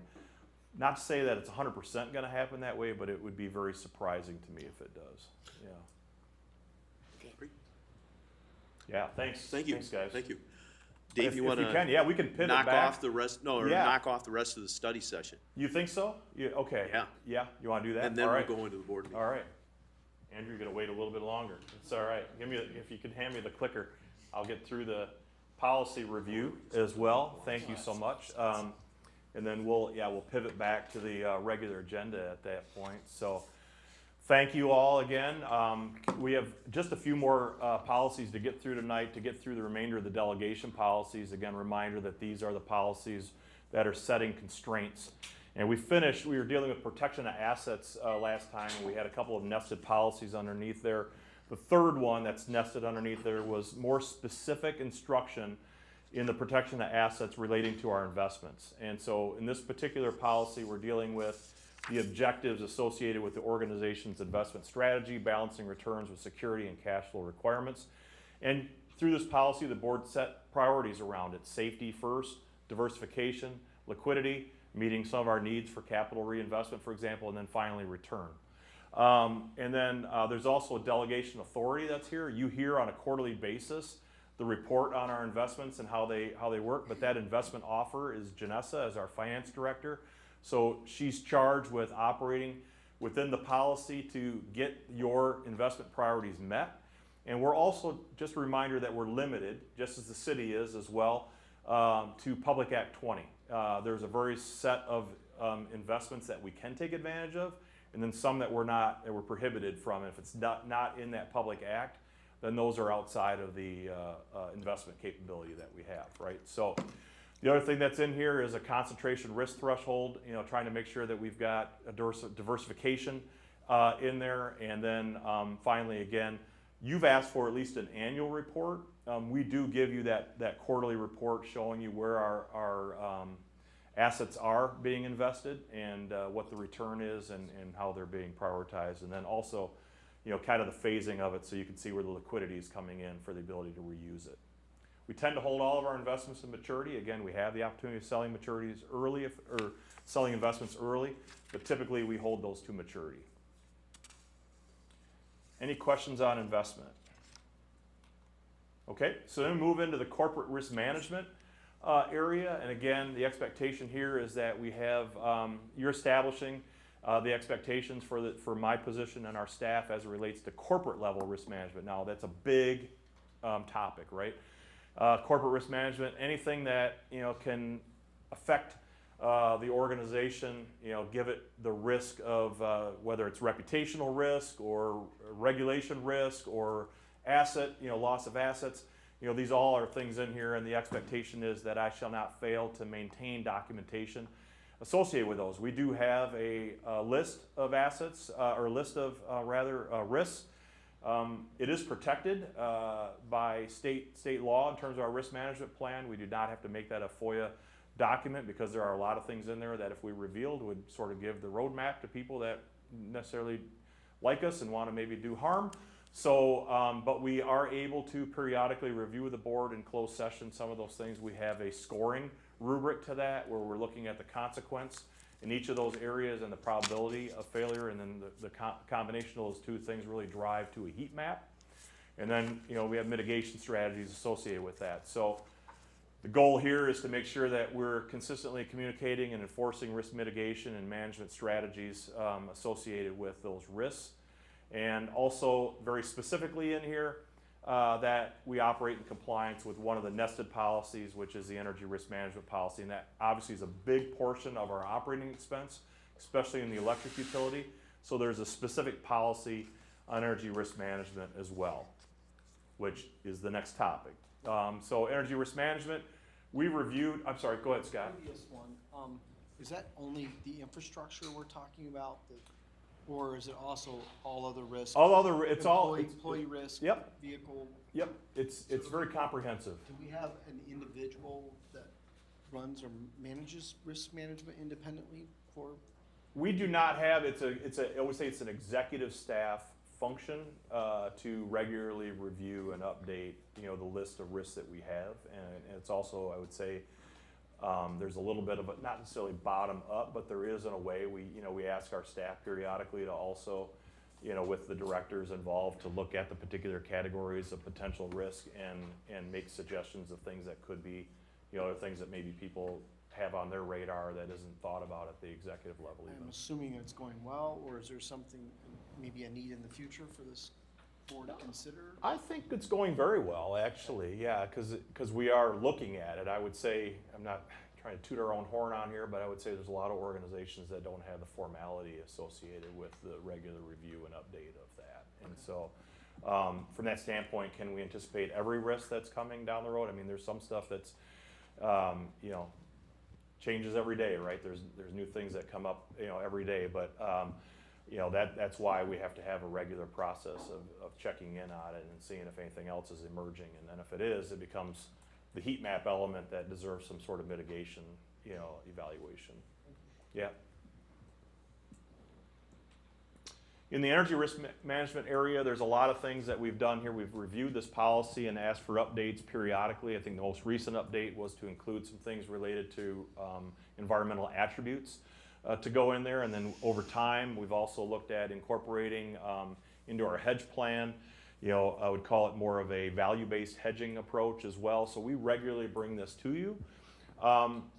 This policy, it does identify the responsibilities and the duties of the board as well as the staff here, because there are things that the board is asked to do on a regular basis in terms of reviewing the performance of the organization in this regard, but also the Risk Management Committee, which is a specific committee made up mostly of the executive team, but also our energy analysts as well, and then key staff in the organization as well that have various authorities. And so it creates a reporting expectation and frequency. Again, this is a quarterly review where we give you feedback on the performance of our hedge plan, whether we're in compliance with it. If there's anything that would be an exception to the policy, we'd have to bring that to you to note the excursion essentially, or the non-compliance issue and the reason why for that. Doesn't happen very often. I think there's been a couple of cases where we've had some recommendations on timing of purchases due to various significant issues that have happened in the marketplace. But often those things are, I would say, coming in without any noted deviation. And then establishes transaction practices, authorization limits, and approved products and hedge plan targets. So again, you set up an ability for myself, for Joel, for the energy analyst, for Michigan Public Power Agency staff, depending upon the product that's involved, to make various purchases underneath certain authority levels. And then, again, we're bringing back to you the results of where our hedge plan is and the mark-to-market situation associated with that. This one probably will continue to be one that we do an update periodically because of the intense nature of it and the way the markets are moving around. So, any questions on the energy risk management? Okay. Number 16 is external communications. So this one establishes expectations for the general manager concerning our external communications. So here, the expectation is established that I am to be the designated, or my designee is expected to be a principal point of contact for media, for any external communications that are coming our way. The board expects timely, accurate, clearly stated, and consistent communications to external constituents.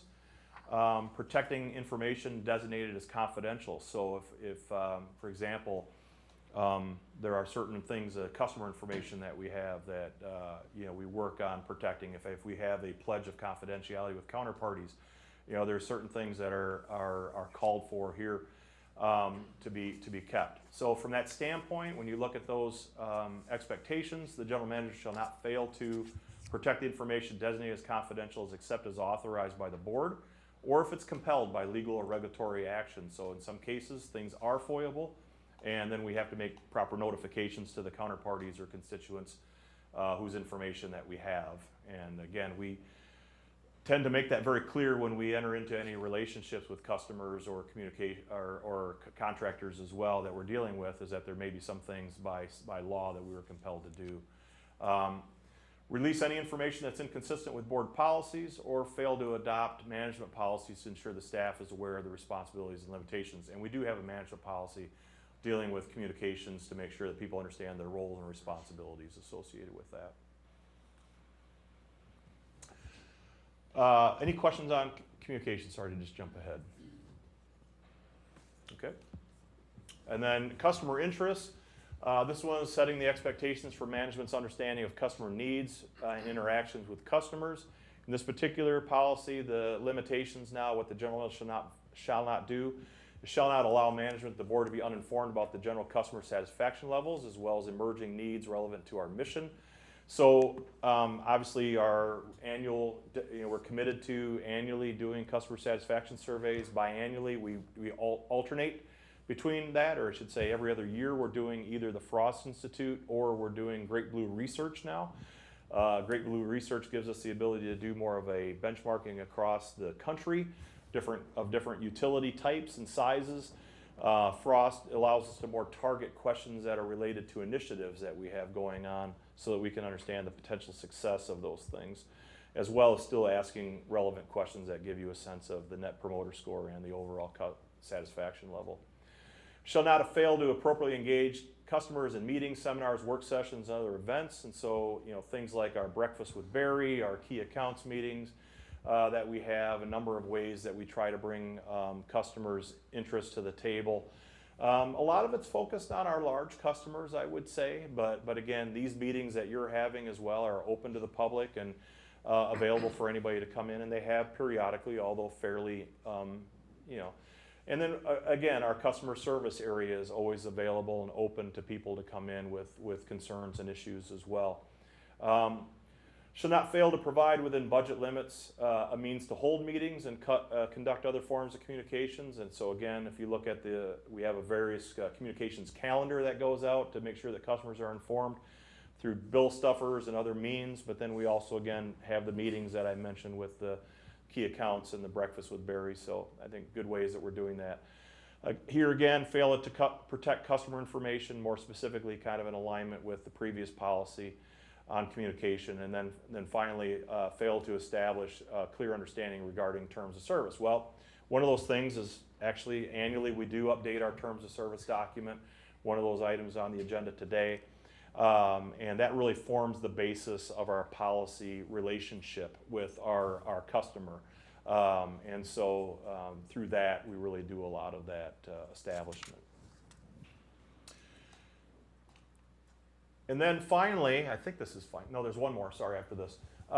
Administrative agreements authorization. So there's various things under our terms of service that have to take the form of an agreement. So for example, somebody puts a new solar panel on their roof. They're actually signing an interconnection agreement for that. So there's other agreements where there's customer commitments that are being made.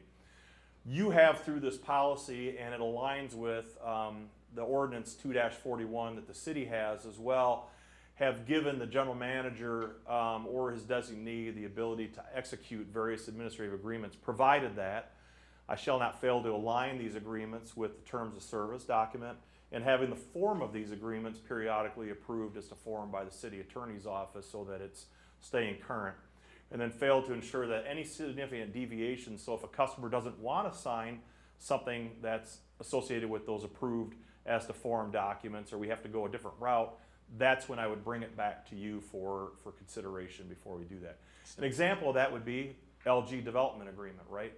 We wanted more than the terms of service belt and suspenders that was on the relationship that we had for the infrastructure build out for those phases of growth.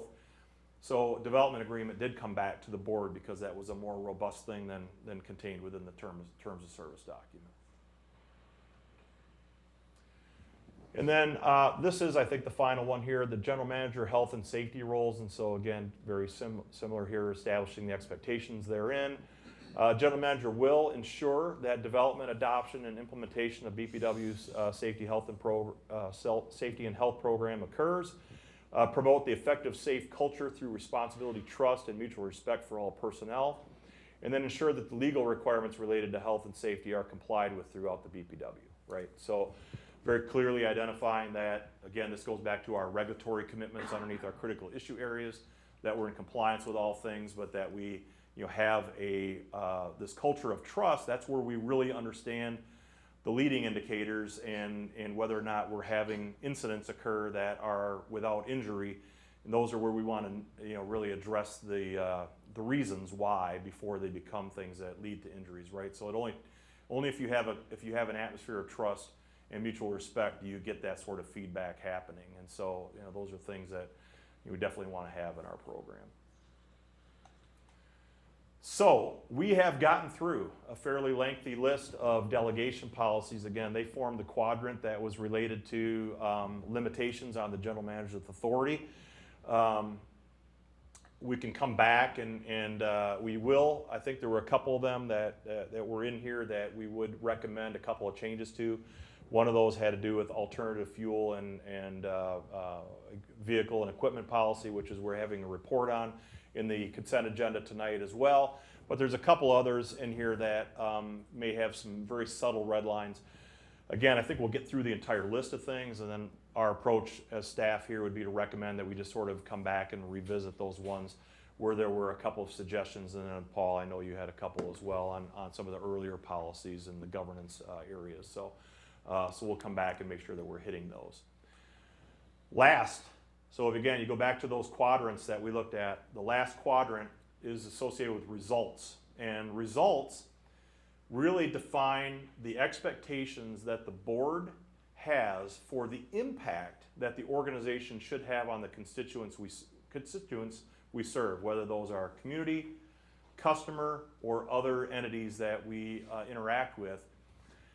We have 7 critical issue areas within our strategic plan, and the board has established a results policy for each of those. So when it looks at why is customer solutions and value important, there's a results policy, a very high-level results policy that identifies impact, who's impacted, and what the board is expecting to see there. What you have done is you've made that statement for each of those, and then what we've done as a staff also is we've helped the board identify a set of metrics, key performance indicators that you could review on a regular basis to help you understand whether or not the subjective statement, qualitative statement in each of those areas is being met.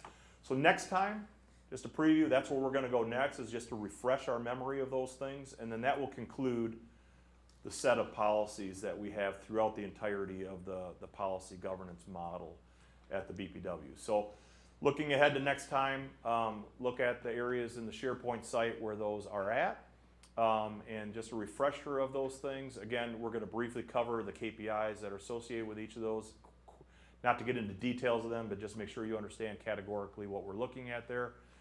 And then reminder, under your SharePoint site, the policy section here has results as well, and if you open up the results policy, you can see all those that I just mentioned. So please give those a little bit of a look ahead of time if you can on that.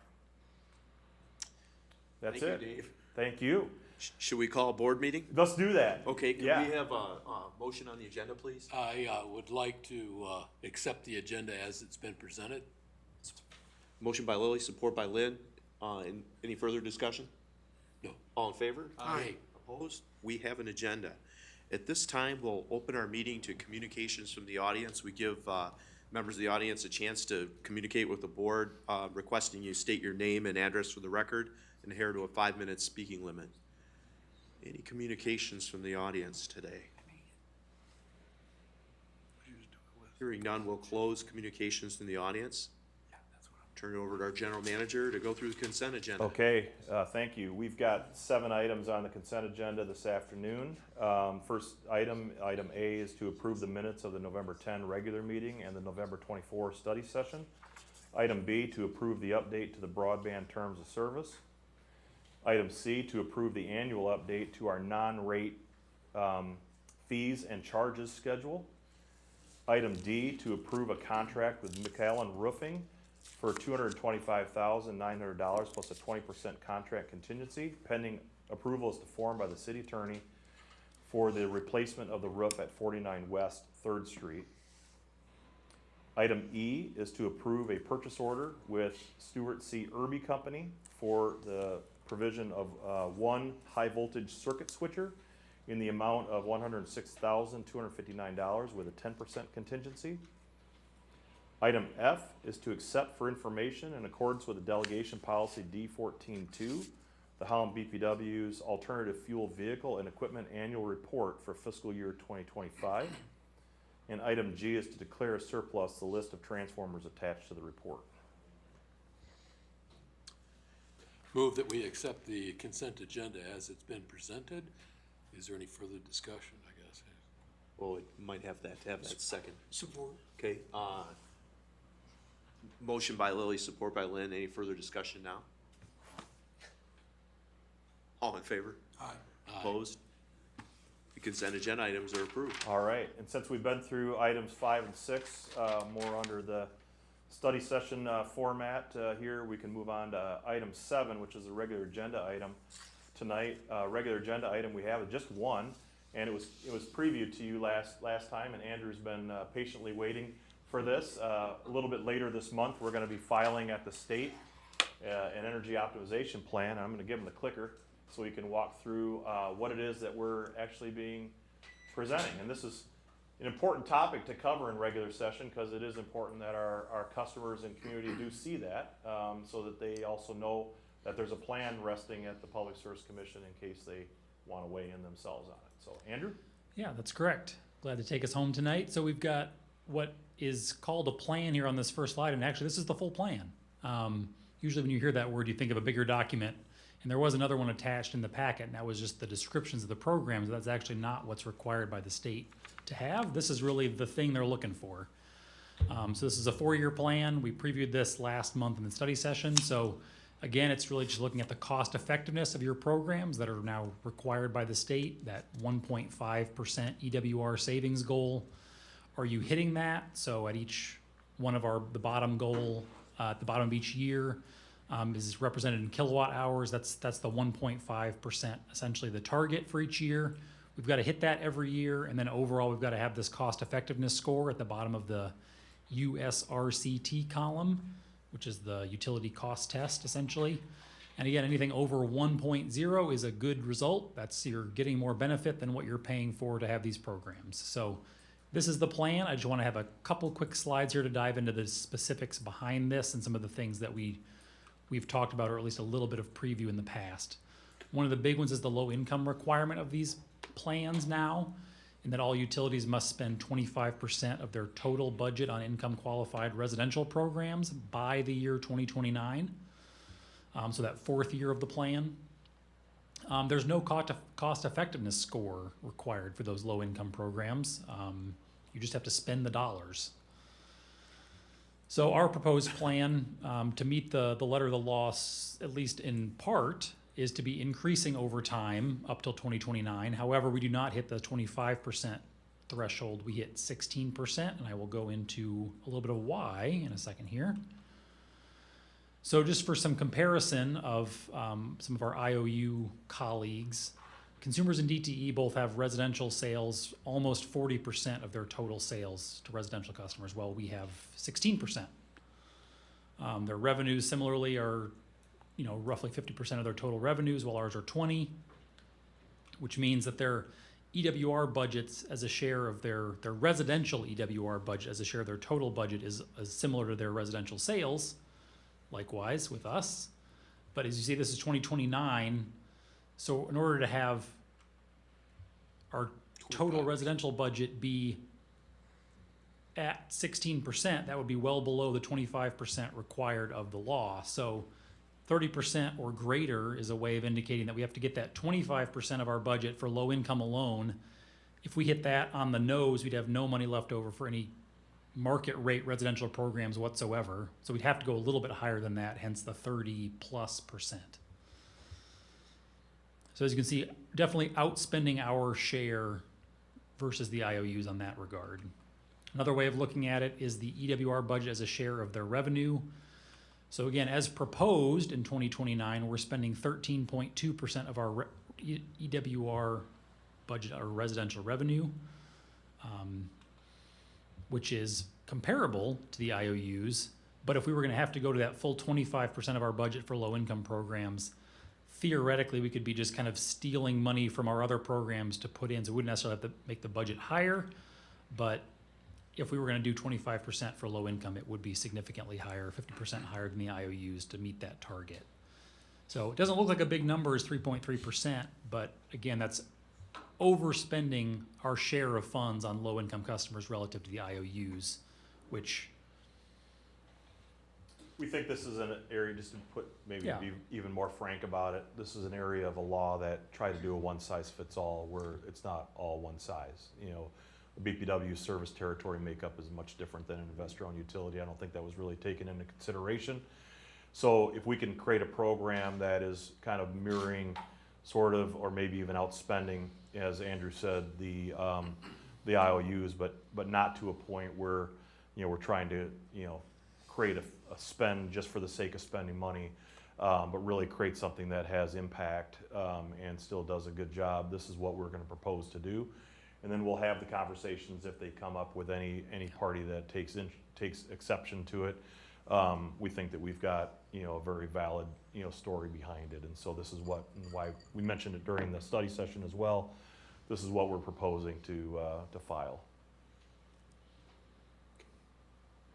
Yeah, and the irony of the law in that sense is that the law's purpose is to reduce customers' costs long-term from having to build new power generation, but then to spend the budget without having the savings from the EWR plan by this not being cost-effective test, no cost-effectiveness test for some of this low-income spending. It's counterintuitive.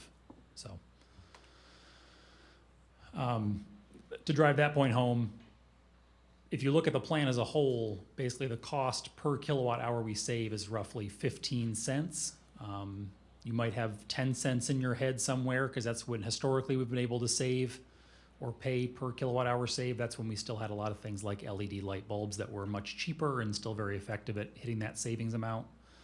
So we do see it trending upward. However, when you think about something like a low income program, 15 cents per kilowatt is a rebate of a partial of your cost for something new, but low-income programs are often spending the full cost of the measure to make sure you're at least getting those dollars spent. So a low-income customer might not be motivated by a 10 or 20% rebate. They don't have the money to buy the thing that you want them to buy that's the Energy Star new thing. So a lot of utilities end up just paying 100% of the cost of a measure, which is well beyond 15 cents per kilowatt hour, unless you're talking about something like an LED nightlight. And you can't give out enough LED night lights to hit our EWR goals, at least not with a reasonable amount per household. You could light a whole house probably with enough LED lights. But so that means that if we have that 25%, again, without that realistic 15 cents per kilowatt hour saved, it makes the overall budget grow, which it just all kind of connects with each other. So cost effectiveness is tricky. A real world example of this is appliance recycling versus new appliances. So picture yourself at a gas station or perhaps two competing EV charging stations if you're willing to go there mentally. This would be a pretty easy comparison though, driving up to this intersection and seeing 10 cents on one side and $8 on the other. You'd pull into the one that was much cheaper. However, we can't do our EWR plan like this because there isn't enough appliance recycling out there to get to our goals. Our goal is to get out of our residential program almost $6 million or 6 million kWh saved. And it's a really cheap option, but there aren't enough old refrigerators in town to recycle to get to 6 million kilowatt hours saved. So it'll get us part of the way there, and it's a good piece of our program, but it's not the only way we can build our program. On the flip side, customers would love if we just gave everyone free appliances, but that's not enough savings to get us to our goal either. So you have to find some combination of measures, which is what this EWR plan ultimately is we want to do a little bit of this, a little bit of that, but if we can, the most cost-effective things we can. So even with this mix, you're not going to get very far down the road we might get to 5 million instead of 6 million left to save, but we need something else to get us the rest of the way. And that's where really heat pumps and electrification come in a big way. So even though 75 cents per kilowatt hour saved is a lot more than 10 cents, the ability to get heat pumps into homes gets us a lot more down the road, gets a lot more kilowatt hours actually saved per measure. So we can get, unlike having to give out hundreds of thousands of night lights, we can do a couple of hundred heat pumps in a year and get to the goal that we have for the residential program. And if those go to low income customers, all the better. But it just takes fewer measures to get there. So you still have an interest in that from a customer perspective because they're getting a new heating system and cooling system for their home. Like I said, you only have to do a couple hundred rather than a couple 100,000. And we get added revenue. So we're saving the kilowatt hours because that's what the state plan lets us, or the state law lets us count as municipal utilities, but we do get that back as some new revenue. And it's the highest savings per measure in terms of what we're actually saving for each one thing we give out. In the past, you've talked about the percentage of low income that are under a rental agreement versus owning their own. If they're in a rental agreement, that really, you can't do that and qualify that as going to low income, right? We can, it's just more complicated. It's not as straightforward, but we could, and other utilities do the same thing. If it's a multifamily development or even a 2-unit duplex that's owned by a landlord, you can still count it towards your low income program if both residents meet that criteria, or you count partial amount if some of them do but not all of them. So it's just administratively more complex than going to a single family homeowner and just having that But transaction. the willingness to take that step is on the landlord. Yeah. That's where Oh yeah, absolutely. So that's why like 100% paid, that landlord would be hopefully willing to take that step. But if it's anything less than that, they might not be. Right. So that's a challenge too.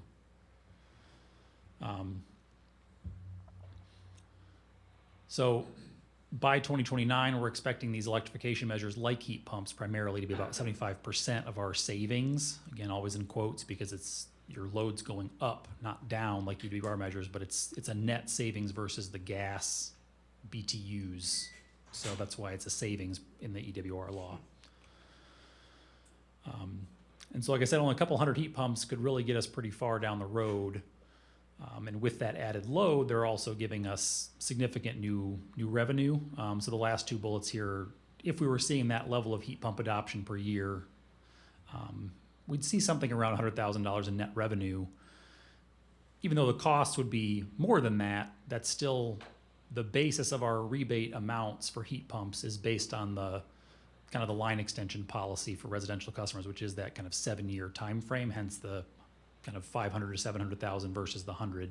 So we're going to see that back in 5 to 7 years for this piece of equipment that's going to last for hopefully 20 years. So it's still a good investment.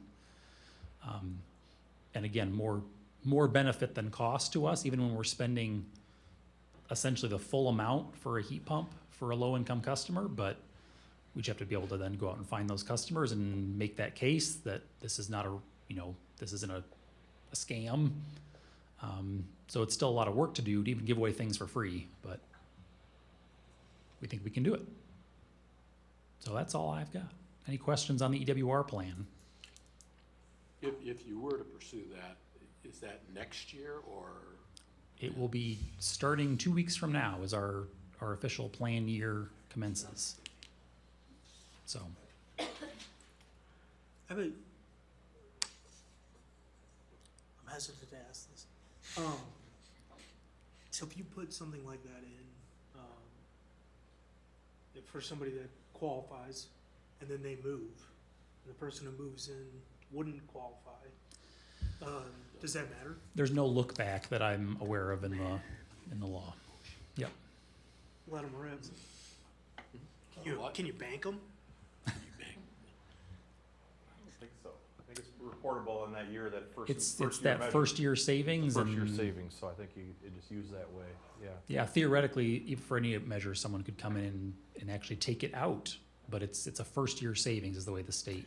But the other thing is, it's,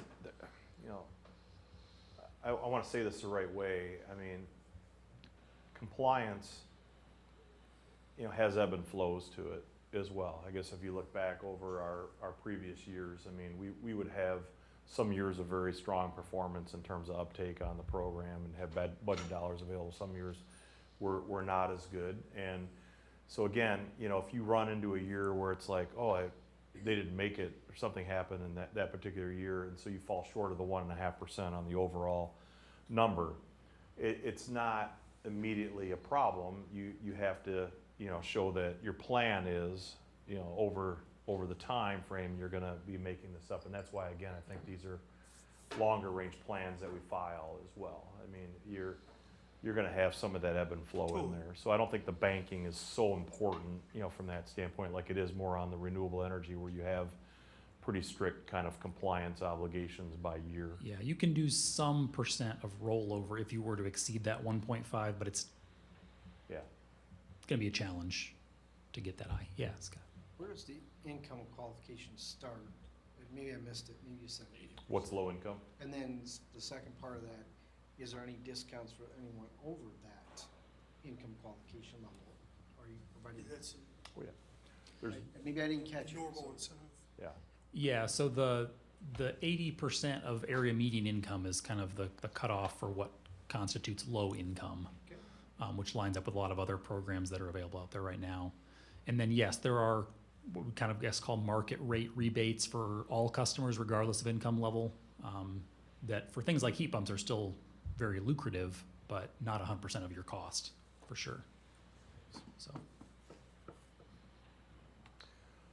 So again, this needs an action by this board to move it on to the state. And again, if you can maybe go back to the agenda now, it'll have the recommendation on there. So that 3% that we're deficit, it's in the plan. We don't expect anybody to come back and say that it's not acceptable. I mean, I don't. yeah, we don't expect it. Okay. If they do, we'll Yeah. sorry, Kyle. No, you're good. Okay, show us all. Yep. Make a recommendation to approve the 2026 to 2029 Customer Energy Optimization Plan for submittal to the Michigan Public Service Commission. Support. Motion by Engberg, supported by Lynn. Any further discussion? All in favor? Aye. Opposed? That's approved. Thank you. Thanks, Andrew. Thank you. Okay. Down to item 9 at this point, which is a request to go into closed session for the purposes of a periodic personnel evaluation of the general manager pursuant to MCL 15268-1A. I move that we go into closed session for the purpose that's stated. Support. That's a motion by Lilly, supported by Engbergs. Your roll Janet? call for that, got it? Good. Okay, perfect. Oh, except the microphone. Yeah. Okay. Lily, Here. Lynn, Yes. Engbers, Here. Corbin, Thompson, Yes. Oh, we're in closed session. You're a sweetheart. Yeah. Thank you. Mark, you want to shut the mics off? Yeah, we're gonna be out of. There we go.